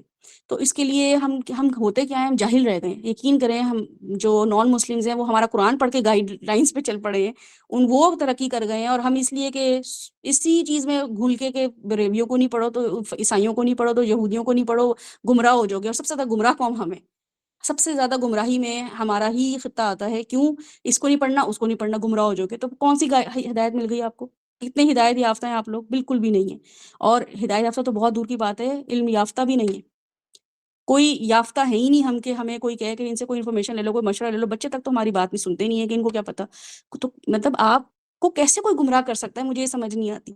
हिंदी फ़िल्में देख-देख के हम पले बड़े हैं। हमने पूजा पूजा होते हुए देखा है और इनके भगवानों को देखा है और हिंदू उसमें हम गुमराह हो गए हैं हम लोग। नहीं होते हैं गुमराह, इस माइंडसेट से निकलें खुदा का वास्ता। जितनी मेरे सेशन, जितने में लोगों से इंटरेक्शन होती है, हम नहीं पढ़ते, हम गुमराह हो जाएँगे। नहीं होते, ठीक है? हॉलीवुड फ़िल्में देख के भी नहीं गुमराह हुए हैं, हिंदू फ़िल्में देख के भी गुमराह नहीं हुए हैं, यहूदियों के खाने खा के और उनके पानी पी के और उनकी ड्रिंक्स पी के भी हम गुमराह नहीं हुए हैं। अल्लाह नहीं गुमराह करता है ऐसे, लेकिन हम अपनी इस मेंटालिटी की वजह से ज़रूर गुमराह हो रहे हैं। तो चैट जीपीटी भी जो है हमारे लिए बड़ी अच्छी एक सोर्स है, जो कि हमारा टाइम जो है उसको ये हमारा यूटिलाइज़ हो जाता है, उसको हम इस्तेमाल कर सकते हैं। लेकिन इसके लिए ज़रूरी है कि पर्पज़ हो हमारे पास। अगर मकसद नहीं होगा, तो फिर हर चीज़ हमारे लिए गुमराही है। और पर्पज़ होगा, तो हमारे लिए एक यहूदी की रिसर्च भी हिदायत बन सकती है, लिटरली बन सकती है। मेरे तो कितने ऐसे हैं, जो मैं हिंदू मत पढ़ रही हूँ मज़हब, तो उसको पढ़ने के बाद मुझे चीज़ें जो हैं ज़्यादा आसान लगीं इस्लाम के मज़हब को समझने के लिए।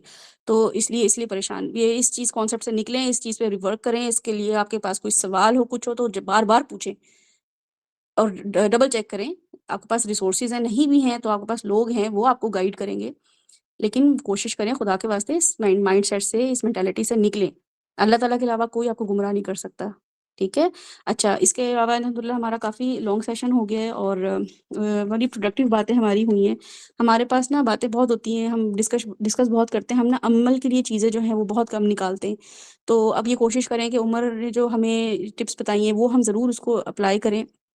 हम अपनी रीडिंग स्किल्स जो हैं उसको इम्प्रूव करें, और कोई रीडिंग बुक हम जो है वो या तो इस ग्रुप में ज़रूर शेयर करें, यानी कि हम एज अ ग्रुप इसको शुरू करें। और उमर और हमजा, मुझे ऐसा लगता है कि ये लोग दोनों बहुत बुक रीडिंग के शौकीन हैं, और जब देखो खट से कोई रेफर कर देते हैं बुक कि ये आप पढ़ लें, इससे पढ़ लें। देखिए, इससे भी किसी इंसान की पर्सनैलिटी कितनी डोमिनेंट होती है ना, कितनी अच्छी लगती है कि इनके पास नॉलेज है।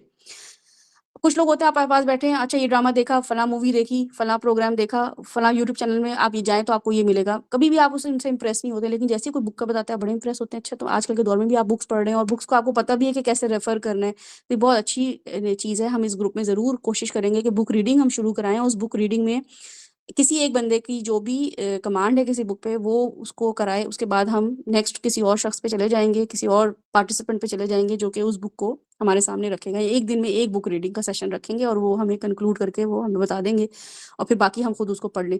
दूसरा ये है कि यहाँ पे जो हमने आयत पढ़ी है ना सूरह अल इंसान की, उसको वैसे तो हम नेक्स्ट वीक डिस्कस करेंगे। लेकिन यहाँ पे अल्लाह ताला ने हमारे सामने जो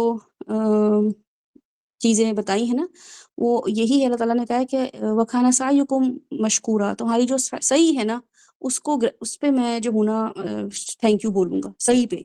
तो आप ना इस पे ज़रूर गौर व फ़िक्र करें कि हम ज़िंदगी में अभी तक जो कर रहे हैं ना, वो हम एफ़र्ट कर रहे हैं, एफ़र्टलेसली बस कर रहे हैं।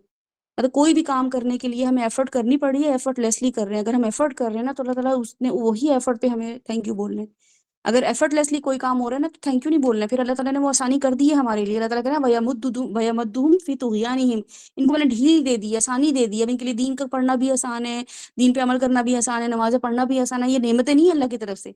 एफर्ट करना बहुत ज़रूरी है, दीन के लिए थोड़ी-सी स्ट्रगल करना बहुत ज़रूरी है। उस रास्ते पे चलने के लिए एक एटीट्यूड अपनाना बहुत ज़रूरी है, जो कि ऐसा एटीट्यूड होगा जो सिर्फ़ अल्लाह का बंदा बनाएगा हमें। तो बाकी इसके अलावा किसी को कुछ ऐड करना हो, वरना हम इसको इंशाल्लाह ताला ख़त्म करते हैं। मेहरी ने हैंड रेज़ किया था, और उमर की बहुत अच्छी रिसर्च है। उमर, अगर आपके पास ये रिटन फॉर्म में है, तो अगर आप इसको मेरे से पर्सनल अगर शेयर कर दें, क्योंकि अगर वैसे पब्लिक शेयर के लिए नहीं है, लेकिन आपने पर्सनली इसको नहीं, कहीं मेरे नोट्स पास बनाए कोई हैं। ना वो नहीं है, बस मैंने नोट्स थोड़े बनाए थे, तो वो हैं, वो सिर्फ़ नोट्स मैं ही समझ सकता हूँ, इतने बुरे लिखे हुए हैं। तो नहीं, अगर तो मैं बस आपकी ये है। रिकॉर्डिंग सुनूँ, तो मैं नहीं समझ सकती हूँ उन नोट्स को। नहीं, मैं दे देता हूँ मैं आपको, अब के अगर क्या आप है। कंफर्टेबल हैं, तो आप कीजिएगा शेयर, नहीं है तो फिर मैं आपकी रिकॉर्डिंग सुन के और फिर मैं आपसे कुछ और नहीं, बस मैंने मेरा ये है कि आपको वो आप मांगने का। वो नोट्स जो है ना, वो सही वैसे नहीं लिखे हुए कि प्रॉपर उसमें अच्छे से, मैं बस लिख दिए बस। अब वो समझ में आना इट्स थोड़ा ओके, हाँ। शायद मुश्किल ना हो जाए। मैं समझ गई, ठीक है, कोई बात नहीं है। बहरहाल उमर ने बड़ा अच्छे से इस चीज़ को, मैं एक्सपेक्ट नहीं कर रही थी कि उमर इतनी अच्छी वर्किंग करके लाएँगे, लेकिन बस वही बात है कि जितना हम इल्म सीखेंगे ना, उतनी ही अपनी जहालत का इल्म होगा, और उतना ही हम मज़ीद इल्म का शऊर और अदब आएगा कि ओहो! ये भी नहीं पता था, इसको ऐसे भी देख सकते हैं, इस एंगल से भी देख सकते हैं। तो और जहालत का सिर्फ़ एक ही इलाज है, ना जुलूस है, ना रैली है, ना हॉलिडेज़ हैं, ना बातें हैं, ना क्रिटिसिज़्म है, सिर्फ़ इल्म है, ठीक है? और इल्म जो है वो उसी की बेस पे आपको सजदा कराया गया था, आपकी तख्लीक को सजदा कराया गया था, इल्म की बेस पे। इल्म जो है वो रीडिंग से ही आएगा, और वॉच करने से हमारा जो कॉन्सेप्ट है, जो हम देख रहे होते हैं, वो अल्लाह ताला की टेक्नोलॉजी है, ठीक है? ये टेक्नोलॉजी ऐसी टेक्नोलॉजी है जो कि हमारे विज़न को, हमारे नफ्सियात को ज़्यादा गर्विदा कर देती है, ज़्यादा हम इल्म के मुकाबले में उस चीज़ को हमारा इल्म जो है और हमारा ईमान जो है फ़र्म होना शुरू होता है। अगर विजुअल एड ना होती, तो फिर अल्लाह ताला जो है वो नबी सल्लम को ये वाली इतना बड़ा वाक़या जो है वो ना करवाते। इवन ये कि ऑलमोस्ट इम्पॉसिबल ही था। अब इसको हम इस्तेमाल कर सकते हैं, जैसे उमर ने बताया, तो बिल्कुल कर सकते हैं, और इसकी कैपेसिटी या इसका रेशियो इतना होना चाहिए कि रीडिंग जो हो आपकी, वो उस यानी कि रेशियो ऐसा हो कि रीडिंग का एक रेशियो ज़्यादा हो, ठीक है? और इक्वल रेशियो भी करना हो तो हर बच्चे का डिपेंड करता है कि पेरेंटिंग में हम ये बच्चों को कराते हैं कि अब हैंड्स ऑन एक्टिविटी या उनको जो विजुअल वॉच करवाया जा रहा होता है, तो वो उसका तनासुब कम होता है, रेशियो कम होता है बच्चों को वॉच कराने में एज़ कम्पेयर टू उनसे हैंड्स ऑन वो चीज़ें करवाई जाती हैं। मतलब उन्हीं की वीडियो बनाई जा रही होती है, उन्हीं को वो करवाया जा रहा होता है, उन्हीं को सेलिब्रिटी बनाया जा रहा होता है। ये आपके लाहौर और इस्लामाबाद के जो टॉप स्कूल्स हैं, वो ये वाली एक्टिविटीज़ इसलिए करवा रहे हैं कि बच्चे जो हैं वो, यानी कि रीडिंग क्लब्स बने हुए हैं, रीडर्स क्लब बने हुए हैं, और उनको करवाने के बाद उनसे कहा जाता है स्नो वाइट बन के आके आप एक्टिंग करो। तो वो उनको इससे पहले कोशिश की जाती है कि वो मूवी ना देखी हुई उन्होंने स्नो वाइट की।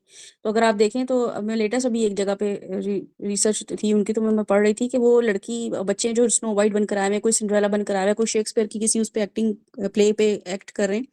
तो उन्होंने अपने-अपने वर्ज़न बनाए हुए हैं। कोई अपनी तरह से जो है ना वो मैकबेथ में जो है उसका अपना एक घोस्ट बना हुआ है, कोई अपनी तरफ से वो बना हुआ है। तो वैरायटी थी और उनका फिर उन्होंने डिस्प्ले पे लगाया हुआ था कि ऐसे भी घोस्ट हो सकते हैं और ऐसे भी प्रिंसेस हो सकती है जो कि स्केरी लग रही हो। तो ये वर्जन जो हैं ये हमारे अपने वर्जन है। अल्लाह ताला बाहर कुरान पाक में हमारे सामने हर चीज़ बहुत विजुअलाइज एक तरह से ले देते हैं और फिर हमें कहते हैं कि जन्नत में जब तुम खाओगे तो तुम कहोगे उतू मुतशाबिहा, ये तो वैसा ही जैसा हम देखते होते थे। तो देखना जो है वो हमारे ईमान को मजबूत जरूर करता है। देखा करें कोई भी चीज़ जो है, वीडियो जो है वो हमें, हम जब भी, हम कुछ लोग हैं वो वीडियो को बिल्कुल अवॉइड करते हैं। अगर आप उनका एक्सपोजर पूछेंगे रीडिंग का बहुत अच्छा होगा, लेकिन आप उनको बताएंगे कि आजकल ये हो रहा है तो वो डिनाई कर देते हैं। ठीक है, तो चैट जीपीटी हो चाहे उमर की बताई हुई जो भी हमारी पास रिसर्च है, उस चीज को अपनी जिंदगी में दीन के लिए अप्लाई करें। आपके लिए देखना भी उतना जरूरी है जितना आपके लिए पढ़ना जरूरी है, सिर्फ दीन के लिए। आजकल आप एक इलिटरेट स्कॉलर या इलिटरेट इंसान अच्छा मुसलमान नहीं है जिसके पास एक्सपोजर ही ना हो। ठीक है, तो बहुत जरूरी है कि आपने देखा हुआ भी वो चीजों को, आप रिलेट भी कर रहे हो। आप फलस्तीन में से जो भी हालात हो रहे हैं आपके सामने वो बच्चे भी नजर आ रहे हो, आपको वो ब्रुटैलिटी भी उनकी नजर आ रही हो, आपको नजर आ रहा हो कि क्या कैसे ड्रोन हमले हो रहे हैं और कैसे मामलात हो रहे हैं, उनको आप लिखा करें। देखने के बाद आप लिखा करें, पढ़ा नहीं करें। सिर्फ होता कि हम पढ़ भी लेते हैं, न्यूज़ पढ़ ली, हमने कुछ भी पढ़ लिया, आप उसको लिखा करें कि ये मेरे अंदर ये फीलिंग आई है, मुझे ये वाली पोस्ट पढ़ के, ये वाला सीन देख के मेरे अंदर ये वाली फीलिंग आई है, और उसको फिर देखा करें ये फीलिंग आपकी बढ़ रही है या आपका इसने ईमान बढ़ाया है, इसको कम किया है।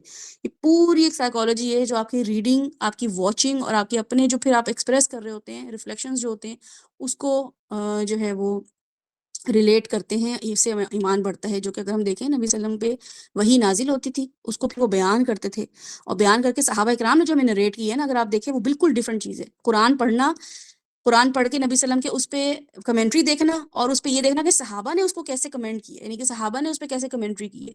हम कैसे बैठे हुए थे, नबी सल्लम दाखिल हुए तो उनको कैसे एक्सप्रेशन के साथ थे, हम ये कैसे कर रहे थे। तो इसका मतलब है कि ये देखी हुई चीज़ को भी अपने अल्फाज में ढालना, ये आगे सदका जारिया बनता है। अब हम देखते भी नहीं है ना, कुछ चीज़ों को हम देखना भी पसंद नहीं कर रहे होते हैं कि वॉच जो है वो अच्छी चीज़ नहीं है। कुछ लोगों की मेंटालिटी है ऐसी, तो वो सिर्फ रीडिंग कर रहे होते हैं। लेकिन जो लोग रीड और वॉच कर रहे होते हैं, अगर आप उनसे पूछें तो वो बहुत ज़बरदस्त कॉम्बो बनता है और वो बहुत अच्छे तरीके से एक्सप्लेन करते हैं चीज़ों को। लेकिन एक्सप्लेन करना बहुत ज़रूरी है। कोई भी चीज़ आप कर रहे हो वो आपने आगे पहुँचानी है अपने अल्फाज में, रटे रटाए जुमले नहीं बताने।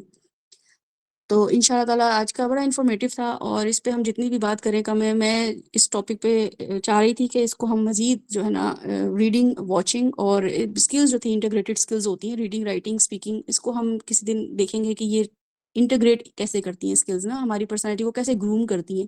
क्योंकि हम चूँकि दावत का काम करेंगे तो ये सब चीज़ें हमें आनी चाहिए। बाज़ औक़ात आप यकीन करें लोग इतने अम, मैं उनसे, यानी कि कभी बात करूँ लाइव तो बहुत अच्छे तरीके से कोई ट्रिप भी बता रहे होंगे, इतना अच्छे तरीके से बता रहे होंगे कि आपको मज़ा आता है कि अच्छा और बताएँ फिर क्या हुआ, टर्की गए थे तो वहाँ पे वो इतना अच्छे तरीके से बताएँगे। लेकिन आप उनसे जब यही व्हाट्सएप पे आप कहेंगे ना कि अच्छा ज़रा और बताएँ, वो आप उस जगह बता रहे थे, वही चीज़ जब वो टाइप करते हैं ना तो इतनी बोरिंग, या वो सही से वर्ड इस्तेमाल नहीं करते, सही से वोकैब्युलरी नहीं करते, उनको लिखना ही नहीं आ रहा होता। तो ये भी हमें हमारी पर्सनैलिटी को डैमेज कर रहा होता है। हमें चारों स्किल्स पे अबूर हासिल होना चाहिए। हमें रीडिंग बहुत अच्छी आनी चाहिए। कुछ लोग रीडिंग बिल्कुल अच्छी नहीं करते। वो ऐसे पढ़ते हैं कि एक एक्साइटिंग सीन भी होगा ना, किसी सीन ने आपको क्यूरोसिटी डालनी हो कि वो कमरे में दाखिल हुआ तो उसने देखा यहाँ पे जो है ना वो चोर ये कर रहा था। तो ये आपकी जो पिच है, हाई और लो होना, ये भी एक स्किल है। आपने इसको भी बताना है कि सीन जो था वो आपने कैसे एक्सप्रेस किया, और लोग ऐसे उसको पढ़ रहे होते हैं कि ज़रा मज़ा नहीं आ रहा होता। तो ये एक स्किल है, इसको इम्प्रूव करना है। साथ ही साथ जो राइटिंग स्किल है आपकी, उसको भी इम्प्रूव करें। वो कैसे करेंगे, जैसे हमज़ा और उमर ये बोल रहे हैं कि हम लिख लेते हैं इसको ना, हम अपना, यानी कि हमें जो भी समझ आता है। हमज़ा भी हैं और एक वहाँ से वो अली रज़ा हैं, वो भी बता रहे थे कि मैं अपनी जर्नल राइटिंग करता हूँ। जर्नल को मैं फिल करता हूँ सुबह उठते ही, सुबह में जो ख्वाब मुझे आया होता है या जो भी मेरे रात में जहन में होता है, मैं सुबह उठ के लिख लेता हूँ। तो अगर आप ये खुद प्रैक्टिस करेंगे, आप जो है आपकी पर्सनैलिटी एकदम जो है अलग ही रिफ्लेक्शन देगी, अलग ही आपकी जो थिंकिंग प्रोसेस है अलग ही लेवल पे हो जाएगा कि मैं कल ये सोच रही थी, कल मेरे ज़हन में ये चीज़ें आ रही थी, कितना गंदा सोच रही थी, कितना अच्छा सोच रही थी, कितना पॉजिटिव सोच रही थी, मैं अपने आप से कितना ज़्यादा एक्सपेक्ट करने लग गई थी, मैं कितना लो एक्सपेक्ट कर रही थी अपने आप से, मैं कितना अंडर एस्टिमेट कर रही थी। ये सब चीज़ें आपको अपने लिखे हुए में होंगी। ये कोशिश भी किया करें, क्योंकि हम लोगों ने ये सब चीज़ें छोड़ दी हैं ना, और हम लोग एक अजीब सी मेंटालिटी, हमारी जनरेशन जो खास तौर पे, हम एक ऐसी जनरेशन है जो रीडिंग करती तो नहीं है, लेकिन पता है कि रीडिंग के फायदे बहुत हैं, और वॉचिंग करती बहुत है, और ये पता है कि वॉचिंग के नुकसानात बहुत हैं। तो बिल्कुल इम्बैलेंस लाइफ गुजार रहे हैं हम लोग।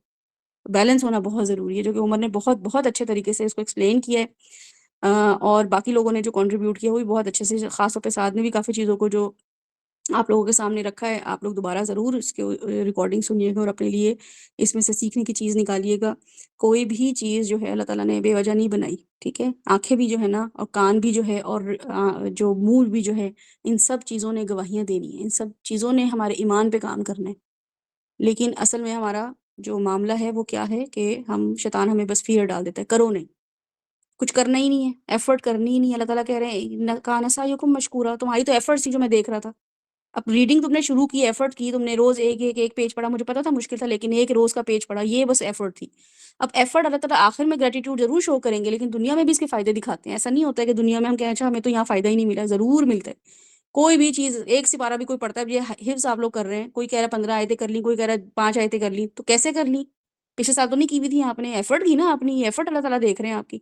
अब कोई कहे कि नहीं मैं तो कर ही नहीं पा रहा, 15 आयत के बाद मुझसे तो एकदम आ गया, तो बिल्कुल शैतान आपको आके बीच में रोकेगा, क्योंकि वो तो उसका काम ही है ये रोकना उसका, वो आप सदा डिटर्मिन्ड हुआ हुआ है।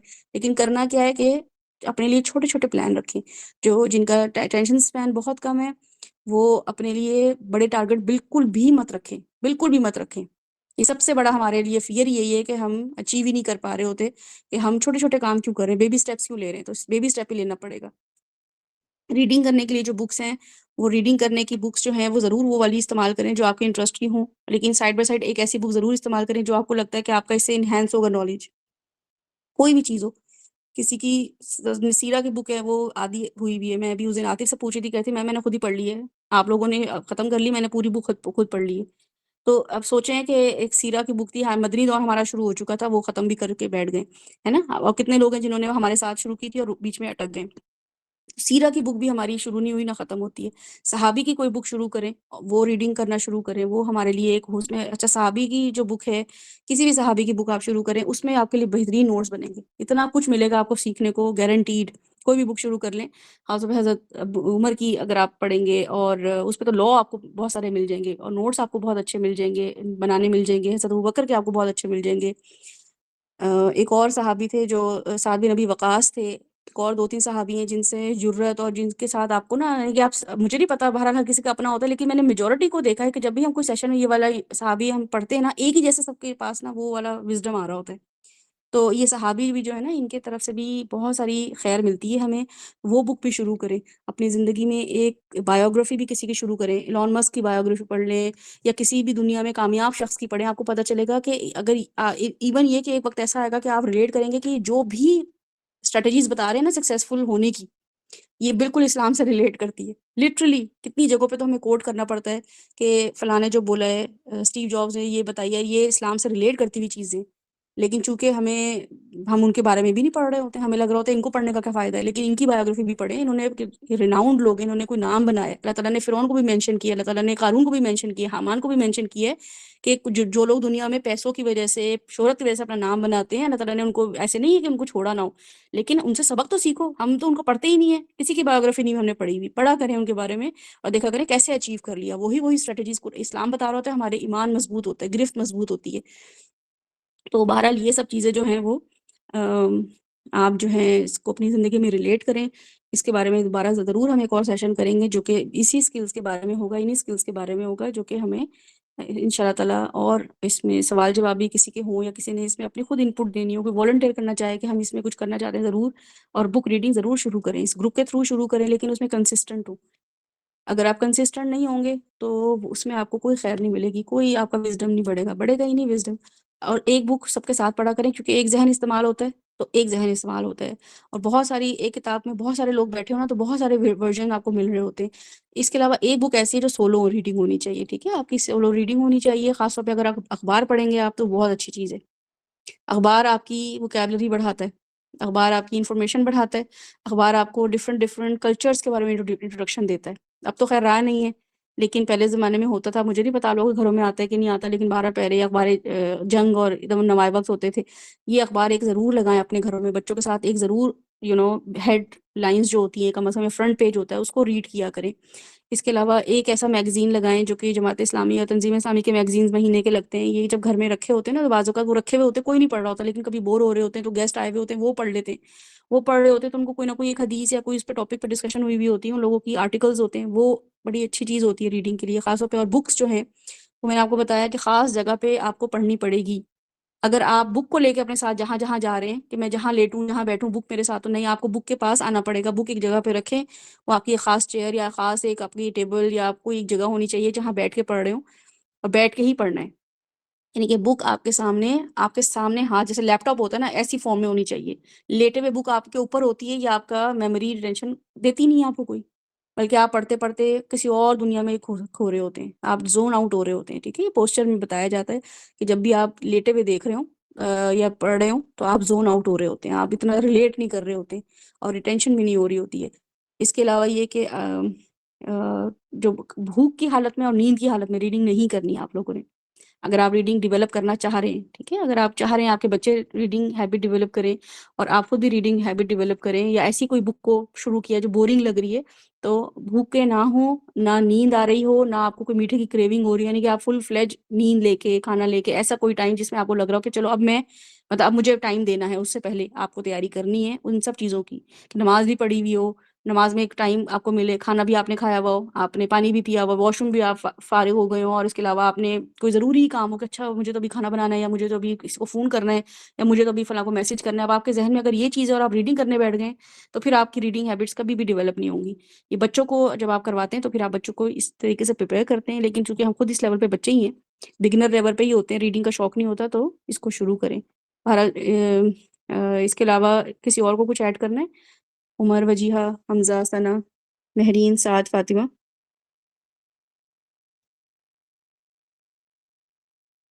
तो इसको इंशाअल्लाह वाइंड अप करते हैं। सकते हैं। मेरे ख्याल से रीडिंग में जिस तरह प्रिंटेड बुक की बात हो रही है, तो कुछ लोग जो ज़्यादा ट्रैवलिंग वगैरह करते हैं, तो वो ट्रैवलिंग के दौरान भी अपने साथ बुक रख सकते हैं मेरे ख्याल से, तो वहाँ पे भी वो पढ़ी जा सकती है, क्योंकि वो वहाँ पे आप अगर कोई और काम नहीं कर रहे, खुद ड्राइव नहीं कर रहे, तो मेरे ख्याल से फिर आप दूसरा काम ये कर सकते हैं कि रीडिंग ही करना है वहाँ पे, या अस्कार करने के अलावा अस्कार भी कर सकते हैं। तो ये दोनों ऑप्शन मेरे ओके। ख्याल से वहाँ पे एक फिजिबिलिटी बन सकती है लोगों।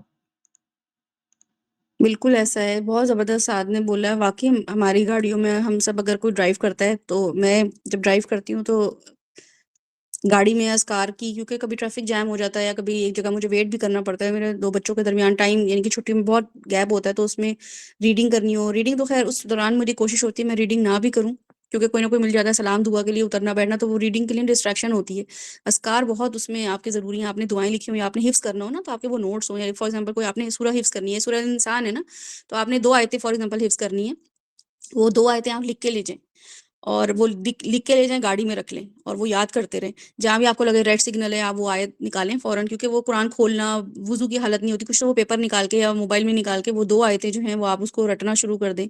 और इसके अलावा हिफ्ज़ के लिए, हाँ, मैं टिप बता रही थी कि वो जो आयतें 2 हैं ना, जो भी आप हिफ्ज़ कर रहे हैं जो लोग, सूरह अल इंसान, उनकी आसानी के लिए भी यही टिप्स हैं जो रीडिंग टिप्स हैं, कि आप इसको ऐसे उसमें याद करें कि जो आप अटेंटिव हों, और सुबह के ख़ास तौर पे फ़जर के बाद जो कुरान याद किया जाता है ना, वो हिफ्ज़ जल्दी हो जाता है।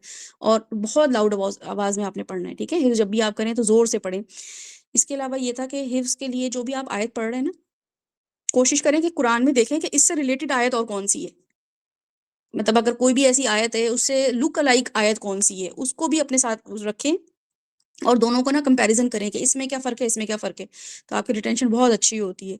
बहुत ज़बरदस्त ये हिफ्ज़ जो जो टिप्स होती हैं, मेमोराइज़ेशन, कुरान मेमोराइज़ेशन या हदीस मेमोराइज़ेशन, उसमें आपको बड़ा फ़ायदा होता है। ख़ास तौर पे जो हदीस मेमोराइज़ेशन है, अल्लाह की तौफ़ीक हुई, इंशाअल्लाह ताला मैं आप लोगों को कोशिश करूँगी मैं हदीस जो है ना, उसके उसके लिहाज़ से हम कुछ शुरू करें यहाँ प्रोग्राम, जिसमें हम हदीस को मेमोराइज़ भी करें और हदीस को अंडरस्टैंड, उसकी साइकोलॉजी समझें, साइकोलॉजी ऑफ हदीस।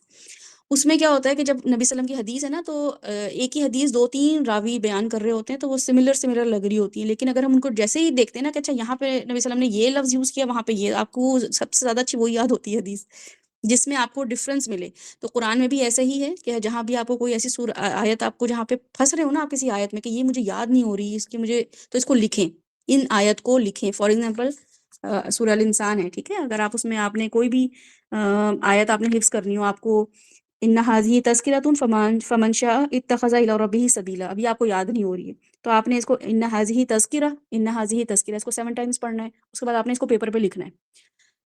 मोबाइल पे नहीं लिखना है, नोट्स नहीं बनाने, हाथ से, पेपर से, कलम से आपने लिखना है ये वाली, ठीक है? और इसको 5 टाइम्स लिखना है, इन्ना हाज़िही तज़किरा। फिर उसके बाद आपने नेक्स्ट उस पे जाएँ, फमन शाअ इत्तख़ज़ इला रब्बिही सबीला। फिर आपने इसको अगर फॉर एग्ज़ाम्पल की है, तो आपने इसको भी लिखना है 7 टाइम्स। फिर आपने नीचे कोशिश करें नेक्स्ट पेज पे जहाँ पे आप ना देख सकें, आप कोशिश करें कि इसको लिखें पूरी आयत को। फिर आपको पता चलेगा कि अच्छा मैं यहाँ भूल रहा हूँ, मैं फमन भूल जाता हूँ, या मैं फमन के बाद इत्तख़ज़ा बोलता हूँ, शाअ बोलता ही नहीं हूँ या बोलती ही नहीं हूँ। तो आपको पता चल जाएगा कि ये आपको जो है ना इस किसी 2-3 आयत पे हम अटकते हैं, वैसे अल्हम्दुलिल्लाह हमें याद हो जाता है। तो वो जिस आयत में आप अटक रहे हैं, उसको आपको लिखना ही लिखना पड़ना है।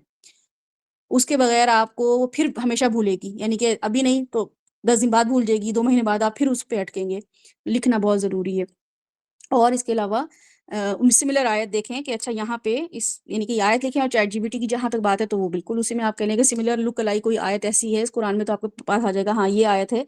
लेकिन वहाँ पे अल्लाह ताला ने जो है ना फॉर एग्जांपल अल्लाह ताला ने अलीमन हकीमा है, वखाना इन्नल्लाह खाना अलीमन हकीमा है, उसकी जगह अल्लाह ताला ने कोई और यूज़ किया है। आपको पता चल जाएगा सूरह अल इंसान में अल्लाह ताला ने ये टर्म यूज़ किया, उस टर्म में यूज़ किया। तो इससे फ़ायदा होगा हिफ्ज़ में, 100% फ़ायदा होगा। ये हिफ्ज़ करने की जो की टर्म्स होती हैं, जो की टिप्स होती हैं, उसमें ये बताते हैं जितने भी माशाल्लाह से ये हिफ्ज़ करवा रहे होते हैं लोग, ठीक है? तो कोशिश करें कि अपने हिफ्ज़ पे तवज्जो दें, अपने आप को ना बिज़ी कर लें। नबी सल्लल्लाहु अलैहि वसल्लम की हदीस के मुताबिक 2 लोग खसारे में रहेंगे, एक वो जो सेहत है और एक वो जो फ़ारिग़ है। तो हम जितना फ़ारिग़ रहेंगे ना, हम उतना खसारे में रहेंगे, तो अपने आप को मसरूफ़ कर लें। अब ये होता है कि मसरूफ़ हो गए हैं, अच्छा वो प्लेज़र टाइम नहीं मिल रहा, पहले हम फ्री टाइम होता था, तो कोई बात नहीं, ये अल्लाह ताला आयत उतार इसलिए रहे हैं कि देखो वहाँ जाओगे ना, तो तकिए में टेक लगाए बैठे होगे, सुकून मिलेगा। अब सारा सुकून हमें यहीं मिल जाएगा, तो हमने आखिरत में जाके क्या मज़ा आएगा हमें? आएगा ही नहीं मज़ा, लिटरली हमें दिल ही नहीं चाहेगा जन्नत में जाने को, क्योंकि सारे मज़े तो हम यहीं आ रहे हैं हमें, लेज़र टाइम तो हमें यहीं मिल रहा है। तो जितना बिज़ी करेंगे ना अपने आप को, उतना बिज़ी करें, यानी कि लिटरली किसी दिन मेरी कोई क्लास भी नहीं होती, उस दिन कोशिश ये होती है कि मैं उस दिन अपने आप को फ्रिज ही साफ़ कर लूँ, मैं अपने आप को मतलब उस टाइम स्लॉट में मैं अपने आप को बिज़ी रखूँ कि मुझे कोई टाइम ऐसा मिल रहा हो ना कि इस टाइम पे अब मेरा कैंसल हो गया। जैसे आज ही अगर आप लोगों का नहीं होता, तो उसके लिए भी मैं सोच रही थी कि 2-3 चीज़ें ऐसी हैं जो मेरी पेंडिंग पड़ी हैं, मैं अपने आप को उसमें एंगेज करूँ। इसलिए नहीं कि दिल नहीं चाह रहा फ्री, बिल्कुल दिल चाह रहा है कि कोई चलो और बैठ के सिर्फ़ नैप ले लें कोई, या कोई और कुछ वॉच कर लें, बच्चों के साथ बैठ जाएँ। लेकिन वो शैतान का वार होता है। नबी सल्लल्लाहु अलैहि वसल्लम ने खुद भी फरमाया सफ़ों को खाली नहीं छोड़ो, जहाँ गैप आता है शैतान आ जाता है। तो जहाँ भी हमारे टाइम पे गैप आता है ना, शैतान आ जाता है। तो अपने आप को बिज़ी रखें। अब बिज़ी के लिए क्या है, आपका हिफ्ज़ चल रहा है, बहुत ज़बरदस्त है। आपका ये इसकी सूरा चल रही है, ठीक है? आपकी डिस्कशन चल रही है। इसके अलावा आपकी कोई रीडिंग चलनी चाहिए। इसके अलावा आपका अपना कुरान जो रीडिंग आप यानी कि तिलावत नाज़रा कर रहे हैं, वो आपकी चलनी चाहिए। इसके अलावा कुछ लोगों ने तो खुद ग्रुप्स बना लिए, वो उसको चला रहे हैं बैठ के माशाल्लाह। 1 आता है, 2 आता है बंदा, वो उसको उनको कोई परवाह नहीं, वो खुद भी बैठ जाते हैं। वो अपनी तरफ से सायकुम किए चले जा रहे हैं। कुछ लोग हैं वो नोट्स बनाते हैं, ठीक है? उमर है जैसे वो अपनी दुनिया की पढ़ाई पे बहुत यानी कि महरीन है, उमर है, इनकी अपनी यूनिवर्सिटी, कॉलेजेस की पढ़ाई चल रही है। सोचें ये वो लोग हैं कि जिनके पास पूरे-पूरे बहाने हैं कि हम दीन का काम ना करें। ये पूरे-पूरे बहाने हैं इनके पास। ये कह सकते हैं कि भई अभी तो हम पढ़ रहे हैं, लेकिन ये फिर भी मेक श्योर करते हैं कि हमें जो भी टाइम मिले हम उसमें अपना टास्क भी देना हो तो टास्क पे भी काम करते हैं। इनको अटेंड सेशन करना हो, जब भी मौका मिलता है उसमें आते हैं, और भी कोई सेशन ले रहे होते हैं, सुबह भी ले रहे होते हैं। मतलब सोचें इतनी मसरूफ़ अपने आप को रखा हुआ है, तो ये इनका दिल नहीं चाहता होगा कि हमें भी फ़राग़त मिले। तो अल्लाह ताला वहीं बता रहे हैं कि फिर पता नहीं उमर हो सकता है कल ज़िंदा ही ना रहो, परसों उमर हमारे साथ ना हो, अगले साल ना हो, लेकिन हमें ये पता होगा कि एक एफ़र्ट करके गवाहियाँ दे के गए हैं ना वो। आपकी ज़िंदगी में बहुत ऐसे लोग हैं जो फ़ारिग़ फिर रहे हैं, और लिटरली वो उनकी फ़राग़त हमारे लिए कभी भी हम एनवी ना हो उनकी फ़राग़त से। बहुत से ऐसे लोग हैं जो बिल्कुल कुछ नहीं ज़िंदगी में कर रहे हैं। अल्लाह के लिए तो बिल्कुल कुछ नहीं कर रहे हैं, दुनिया के लिए भी कर रहे हैं, लेकिन फ्री नज़र आते हैं। हम बड़े बच्चों की शादियाँ कर दी, हम बड़े फ़ारिग़ हैं। हम उम्रे हज करके आ गए, अब मैं बड़ी पुरसकून हूँ। ये अच्छी चीज़ नहीं है। आपका बिज़ी होना बहुत अच्छी चीज़ है। Fully you have to be engaged fully in doing mission, चाहे वो किसी एक बच्चे को पकड़ के सिखाना हो, किसी एक ग्रुप को, किसी एक बंदे को कराना हो, किसी 2 ग्रुप में आप इन्वॉल्व, 3 ग्रुप में हो जाएँ, जहाँ भी मौका मिल रहा हो, वहाँ पे सीखने का मौका मिल रहा हो, वहाँ पे सीखें। और आप इससे कभी भी बेज़ार नहीं होंगे, कभी भी आप इससे गुमराह नहीं होंगे, और कभी भी आपको ये नहीं लगेगा मेरा टाइम वेस्ट हो रहा है। क्योंकि शैतान आके क्या कहेगा, तो टाइम लग गया, इतना टाइम वेस्ट हो गया। तो आपको पता है किस चीज़ में टाइम लगेगा, कि आपको चलते-चलते खाएँगे। ऐसा वक़्त भी आता है कि हम चलते-चलते खा रहे होते हैं। नहीं तो हमारे लिए खाने के लिए 10 मिनट, 5 मिनट भी नहीं होते, बैक टू बैक सेशंस होते हैं, बैक टू बैक, के बाज़ औक़ात मतलब व्हाइल ड्यूरिंग द सेशन खाना पड़ रहा होता है कि चलो बस इसका तो थोड़ी वीकनेस हो रही है, तो कोई फ्रूट खा लो या कोई ऐसी चीज़ खा लो। और ये उमर है, महरीन है, जो भी स्टूडेंट बैठे हुए हैं यहाँ पे, हमजा भी, फातिमा भी शायद स्टूडेंट हैं, तो आप लोग भी नोट करें, आपका जो असाइनमेंट होती है, आपको कोई बहुत प्रेशर होता है, तो आपको भूख भी आपकी उड़ जाती है। हमें होता है प्रॉपर नाश्ता हो, बैठ के सब माशाल्लाह फैमिली बैठ के नाश्ता, प्रॉपर खाना हो, सब खाना खाएं, सलाद कहाँ है जी, खाना, रोटी कहाँ है, पराठे कहाँ है, तो फला चीज़ कहाँ है, फिर उसके बाद रात का खाना हो तो चाय हो।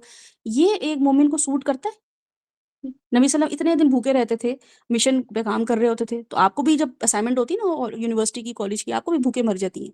आपको भी कोई टेंशन नहीं होती है कि मुझे जो है ना खाने, बल्कि अम्मी कहती है बेटा 2 वक्त तो खा लो, तुमने सुबह भी कुछ नहीं खाया, कैसे पढ़ोगी, दिमाग कमज़ोर हो जाएगा, लो बादाम खा लो, फलाँ चीज़ खा लो। आप भी कहते हैं अम्मी भूख भी नहीं लग रही, आपको पता ही नहीं मुझे कितनी टेंशन है। क्योंकि हमने दुनिया की पढ़ाई को टेंशन बनाया हुआ है, आखिरत की चीज़ों को, नबी सल्लम के मिशन को टेंशन ही नहीं बनाया हुआ।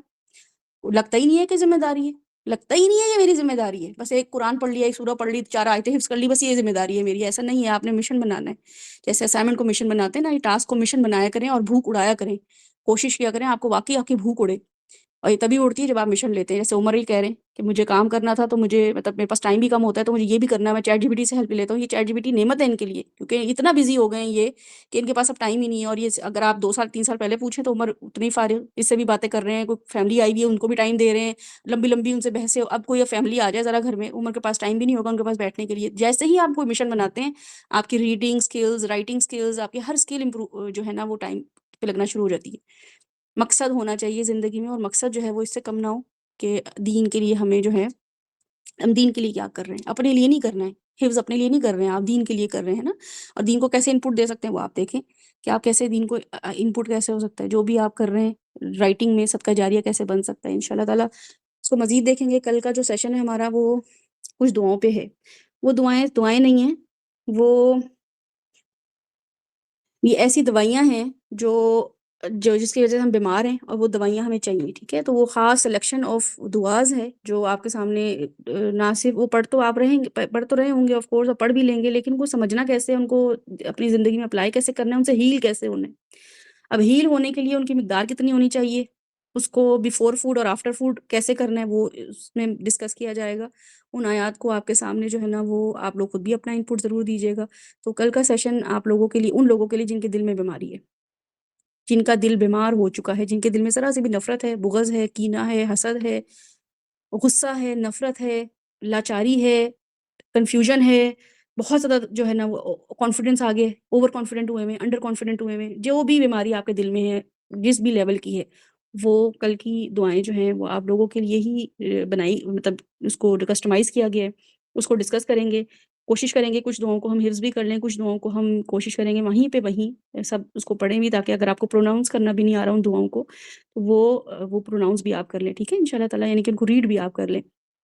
उसके अलावा, इसके अलावा आप कौन से ऐसा टॉपिक है जिसको, जो आपको लगता है कि इस वक़्त माशरे में प्रिवेल करता है और हमें उस पे हमें कोशिश करनी चाहिए कि उसके बारे में हमें अवेयरनेस हो, तो वो आप ज़रूर साथ को बताया करें। इसके बाद जो हमारी सूरा है, वो कौन-सी हम सूरा जो है उसको हम करें, क्योंकि मुझे ऐसा लगता है कि ट्रेनिंग सेशन जो है उसमें हम छोटी-छोटी जो सूरतें हैं उसको हम इंशाअल्लाह ताला डिस्कस करें तो ज़्यादा अच्छा है।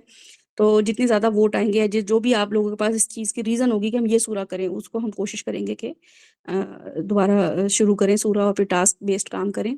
तो साथ को आप ज़रूर इन्फॉर्म कर दीजिएगा। और इसके अलावा टॉपिक भी जो है, अगर कोई वॉलंटियर करना चाह रहा है, तो हमें बता दीजिएगा कि कोई टॉपिक आप लोगों ने, किसी ने वॉलंटियर करना हो नेक्स्ट वीक के लिए, तो वो हम वही टॉपिक रखेंगे। अदरवाइज़ फिर हम सिर्फ़ सूरा अल इंसान जो है, वो हम सब डिस्कस करेंगे। मेरी कोशिश है कि मैं इसमें 3-4 टॉपिक्स जो हैं वो मैं अनाउंस कर दूँ कि इसमें हम शुक्रगुज़ारी का खाना खिलाना, कमिटमेंट, इसके हम टॉपिक वाइज़ बना के किसी को कर दें। लेकिन वो मुझे ऐसा लग रहा है कि फिर वो बहुत टाइम टेकिंग हो जाएगा, तो कोशिश आप में से कोई ज़रूर, जो जितने लोग भी बैठे हुए हैं, आप में से कोई सिर्फ़ इसी टॉपिक को ज़्यादा अच्छे से कवर कर सकता है, तो वो ज़रूर हमारे सामने प्रेज़ेंट करे कि ये आयत क्यों अल्लाह ताला ने उतारी हैं, है ना? और जन्नत को कोई एक्सप्लेन करना चाहता है ज़्यादा अच्छे तरीके से, ज़्यादा अच्छा सिनेरियो और भी आयत जन्नत की लेके, कि फ़लाँ जगह पे जन्नत में अल्लाह ताला ने ये फ़रमाया है। जैसे मैं एक जगह पढ़ रही थी, अल्लाह ताला कह रहे थे कि जन्नत जो है ना वो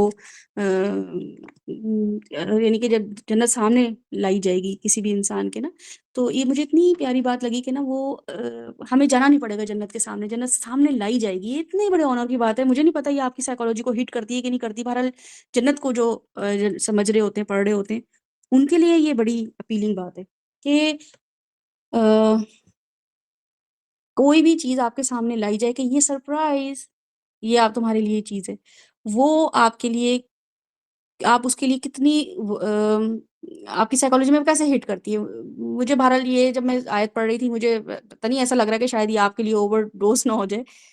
ये बहुत बेहतरीन अल्लाह ताला की आयत है, बहुत बेहतरीन। उज़्लिफ़तुल जन्नह, जन्नत तुम्हारे सामने लाई जाएगी, ज़ुल्फ़ होगी, एक्सपोज़्ड होगी।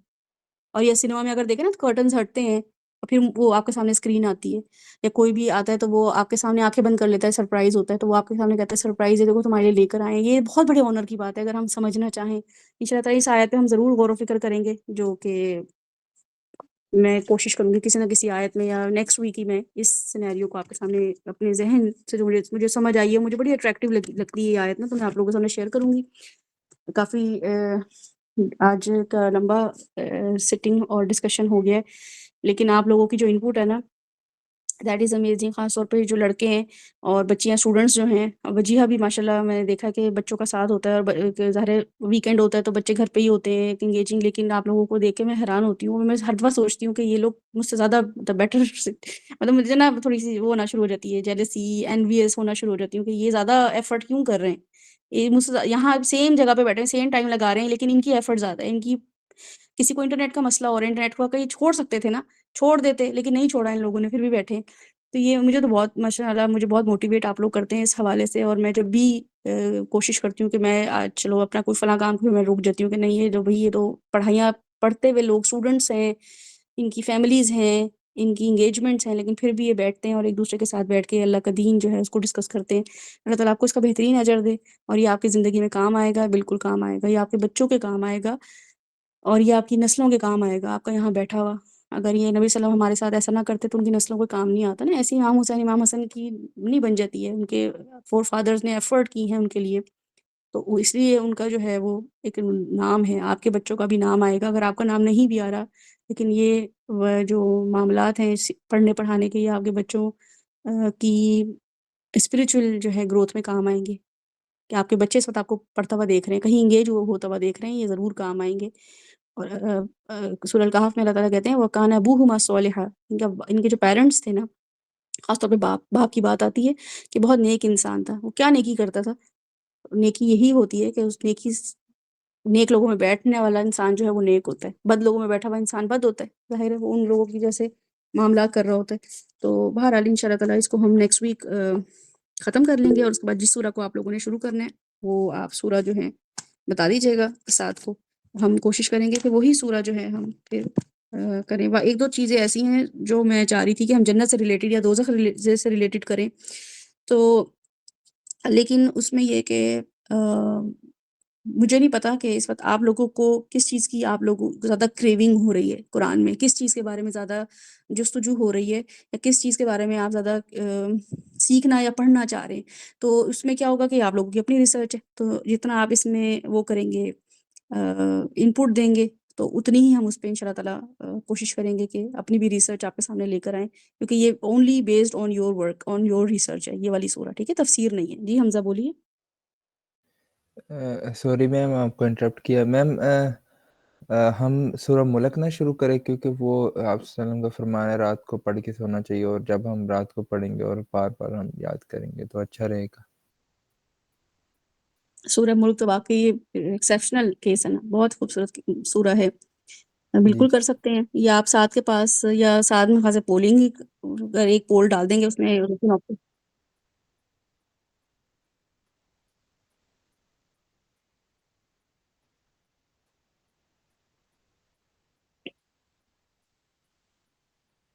क्योंकि उसकी वजह से काफ़ी पोल में जो है ना डिफरेंसेस बहुत ज़्यादा हो जाते हैं, तो एक को चूज़ करना थोड़ा मुश्किल हो जाता है, तो हम एक को चूज़ ज़रूरी है कि आपकी सजेशन ज़रूर होंगी, और उसके दरमियान में हम एक को चूज़ उस लिहाज से कर लेंगे कि जिसमें चीज़ें हमारे पास सीखने के लिहाज से उस तरीके से थोड़ी ज़्यादा हो जाए। तो इस तरीके का कोई हम क्राइटेरिया हम रख लेंगे, मैं शायद डिस्कस करके। नहीं तो अदरवाइज एट द एंड अगर कुछ हमें लगा के पोल कराने वाली चीज़ है तो पोल हम ज़रूर करा लेंगे, क्योंकि देखा जाए तो 114 की 114 सूरतें ही इम्पोर्टेंट हैं, तो हम वो सारी करनी तो हैं एक एक करके। और जहाँ तक रही सूरह मुल्क की बात, तो हमने उसकी तजवीज़ जो है स्टार्ट करके कंप्लीट कर दी थी, तो उसकी भी रिकॉर्डिंग वगैरह जो है अवेलेबल हैं चैनल पर। तो तजवीज़ के लिहाज से भी अगर आप उसको दुरुस्त करके हिफ्ज़ करना चाहते हैं तो वो भी आप कर सकते हैं। तो देन फिर हम जिस तरह तफसीर की बात करें तो इंशाल्लाह अगर हमें हुआ तो हम उसको इंशाल्लाह तफसीर भी देख लेंगे, तो मसला ही नहीं है। तो लेकिन सूरह मुल्क हमजा ने जो रेकमेंड की है ना, हाँ मुझे बिल्कुल ऐसा लगता है कि बहुत अच्छी है, यानी कि वाकई सही कह रहे हैं कि इसकी दो साद ने भी जैसे बोला है कि वो तो ऑलरेडी हो रहा है ना, तजवीद हो गई है उसकी। दूसरा ये कि वो डेली बेसिस पे पढ़ने वाली दुआ है और सॉरी सूरा है। उस सूरा में कुछ तो है ना ऐसा कि जो रात को अल्लाह नबी सल्लल्लाहु अलैहि वसल्लम ने फरमाया कि ये एक बंदा जो है वो जहन्नुम में पहुंच गया है, ठीक है ना, वो जहन्नुम में चला गया है, इस सूरा ने उसको निकाला है। इतनी बड़ी निजात दहिंदा एक सूरा हो कि मैं खुदा ना खासा जेल पहुँच जाऊँ, जेल में मेरा सब चीज़ें प्रूफ हो गई हों कि भई ये गुनाहगार है, इसने कत्ल किए हैं और गवाह भी मिल गए हैं, सब कुछ हो गया है और बस अब मुझे मेरे वर्डिक्ट आने वाला है, इसको कितनी सज़ा की फांसी होने वाली है। एक ऐसा इन्फ्लुएंस आ गया है, जिसने आके कहा यूशा को निकालो भई जेल से। इसको फांसी होने वाली थी, बस फांसी ही रह गई थी अनाउंस होना, जज ने ऑर्डर करने थे, लेकिन एक शख्स ने आके कहा इसको निकालो और उसकी चल गई है। तो ये वाली सूरा की वैल्यू ये है कि एक शख्स जहन्नुम में पहुंच गया है, इस सूरह मुल्क ने कहना है मैं नहीं जाने दूंगी इसको निकालें, क्योंकि ये मुझे पढ़ता था रोज रात को। इतनी बड़ी सिग्निफिकेंस है सूरा की, जो कि हम छोटा नहीं ले सकते। तो इस सूरा को पढ़ने वाले, समझने वाले का इंटेलेक्ट बढ़ता है जी बिल्कुल, क्योंकि क्रिएशन पे सारी गौर व फिक्र है ना, आसमान और ज़मीन और सब चीज़ों पे। तो मैं तो खुद, बल्कि मेरा अपना वोट भी यही होगा कि हम सूरह मुल्क जो है कर लें, लेकिन मैं चाह रही हूँ कि अब हम ना सूरह मुल्क के लिए एक और ग्रुप बना लें, जहाँ पे हम सूरह मुल्क करें और यहाँ पे हम वो सूरतें करें जो मिशन से रिलेटेड हों, जो दावत से रिलेटेड हों, और ऐसी सूरह जिनका, जैसे सूरह यासीन है, सूरह मुल्क है, सूरह अल-बकरा की कुछ जो हैं आयात में, बेशक पूरी सूरह ना भी हो, लेकिन कुछ आयात पे हम इस तरह का सेशन हम कराएँ, जो कि हम किसी और टाइम स्लॉट में कराएँ, या तो मॉर्निंग या दोपहर में या शाम में, उसको किसी और स्लॉट में हम करा लें, तो ताकि वीकेंड पे ख़ास तौर पे ना, जो ये बच्चे जैसे महरीन हैं, हमज़ा हैं, उमर भी मेरे ख्याल, उमर आपके पास कौन-सा टाइम फ्री है? क्योंकि मुझे ऐसा लग रहा है आप बहुत बिज़ी हैं। तो किस टाइम पे आप अवेलेबल होते हैं, जो आपको लगता है कि हाँ, मैं बहुत अवेलेबल हूँ? कौन-सा? फज्र के बाद भी नहीं, मैं फ्राइडे वाले दिन मेरा जब भी फ्री होता है, रात इशा के बाद, कि उस वक़्त मैं इतना अच्छा। ज़्यादा नहीं होता कहीं। हाँ, फ्राइडे हम कर सकते हैं।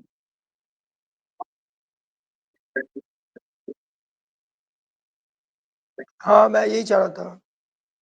मैं यही चाह रहा था।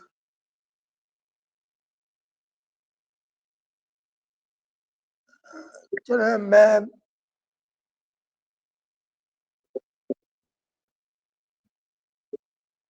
मैं इस फ्राइडे को देखे, मैं इंशाल्लाह कोशिश करता हूँ मैं करूँ। चलें, आप बिल्कुल शुरू करें सूरह मुल्क, और सॉरी ये बुक शुरू करें, और इसी के साथ मैं चाहूँगी कि हम आधा घंटा जो है वो हम दे सकते हैं किसी एक सूरह को, जिसमें हम सूरह मुल्क ख़ास तौर पे अगर आप करना चाहें, और रात को सोने वाली जो सूरह हैं या दुआएँ हैं, उनको हम कर सकते हैं। अगर तो ज़्यादा लोग वोट कर रहे हैं, अगर ज़्यादा लोग किसी और सूरह पे वोट कर रहे हैं, तो फिर हम उस पे चले जाएँगे, ठीक है? लेकिन कोशिश ये करें कि छोटी सूरह हो, काफ़ी ऐसी सूरह जो यानी कि अल-बकरा है, निसा हैं, वैसे बहुत ज़रूरी है, ठीक है? इनका जानना, क्योंकि लॉ है ये। आपको लॉ ही नहीं पता होगा अपने दीन का, तो फिर आप कैसे मुसलमान हुए? लेकिन इससे पहले ज़रूरी है कि हमारे थोड़े से कॉन्सेप्ट अक़ीदे दुरुस्त हों, अक़ीदा तक़दीर का, अक़ीदा रिसालत, अक़ीदा तौहीद, अक़ीदा जन्नत, अक़ीदा दोज़ख, कैसे मामलात होंगे, उसके लिए ये वाली छोटी-छोटी सूरतें ना, ये बड़ी वैल्यू रखती हैं। तो अब ये मुझे आप बताएँगे, तो उस हिसाब से प्लान करूँगी। सूरह मुल्क जो है, हमज़ा ने बोला है, मैं खुद भी चाह रही हूँ कि सूरह मुल्क अब हम इसको शुरू कर लें, ठीक है? क्योंकि आप लोगों को सूरह मुल्क की अहमियत उस लिहाज़ से नहीं पता, जो कि होनी चाहिए, जो सूरह मुल्क आपका इंटेलेक्ट खोलती है। सूरह मुल्क जिस तरीके से आपको अल्लाह से रूशनास कराती हैं, अल्लाह के बारे में पहचान देती है ना सूरह मुल्क, वो कोई और सूरह इस लेवल पे नहीं देती। इवन सूरह रहमान भी जो है, वो अल्लाह के बारे में नहीं, जन्नत के बारे में ज़्यादा हमें अवेयरनेस करती है कि भई 2 जन्नतें होंगी, ऐसा होगा, वो ऐसा होगा। लेकिन अल्लाह के बारे में जो सूरह हमें थोड़ा डराती है रात को सोने से पहले, सूरह मुल्क है, और वो आयात भी बड़ी मज़े की हैं, जो कोशिश करेंगे, मैं खुद हमज़ा को सेकंड करूँगी। बहरहाल बाकी आप लोगों का भी है, महरीन वजीहा, उमर, सना, फातिमा और बाकी जो ग्रुप लोग। नहीं, ऐसा नहीं है, ये लोग बता, इन लोगों को तो बड़ा सूरह कसस भी मुझे बड़ी लग रही है, मेरीन सूरह कसस भी नहीं होगी, हम आखिरी 30वां पारा या 29वां पारा इसी पे ही जाएंगे, इन्हीं में छोटी सूरतें हैं, ताकि हमारी जो है ना वो आखिरत के कॉन्सेप्ट क्लियर हो। अकीदा आखिरत है ना, वो हमारा बिल्कुल नहीं डेवलप हुआ हुआ। आप लोगों का तो जहां तक मैं जितने सेशंस लेती हूँ, मुझे ऐसा लगता है कि हाँ जी, सूरह क़यामा जो है वो भी मेरा उस पे वोट है, बल्कि मैं उस खुद बताऊंगी। इससे पहले वाले नहीं, सूरह दहर जो हम कर रहे हैं, इससे पहले सूरह क़यामा है, जिसमें अल्लाह ताला ने मौत का मंजिर बताया है। सोचें आप, एक इंसान मर रहा है, अल्लाह ताला कह रहे हैं, उसकी घर वाले क्या उसके बारे में कह रहे हैं, झाड़ फूंक करो भाई, इसको बचाओ यानी कि सूरह ऐसी है कि वो आपको ना हैबत में डाल देती है। तो सूरह क़यामा भी कर सकते हैं अगर आप लोगों का वोट होगा।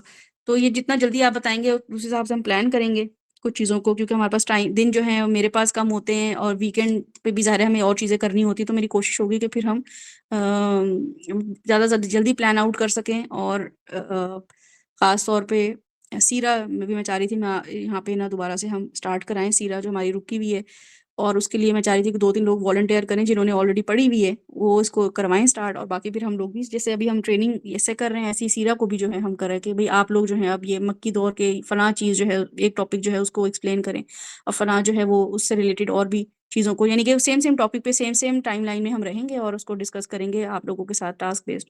तो वो भी आप इंशाल्लाह ताला ज़रूर इंजॉय करेंगे। ठीक है, ओके चलें मैम, इसको फिर हम वाइंड अप करते हैं, और काफ़ी देर थैंक हो यू। गई है, आप लोगों सबके बैठने का शुक्रिया। जज़ाकल्लाहु खैर। अस्सलामु अलैकुम व रहमतुल्लाहि व बरकातुहू। सुब्हानकल्लाहुम्मा रब्बना व बिहम्दिका नशहदु अन ला इलाहा इल्ला अंता नस्तगफिरुका व नतूबु इलैक।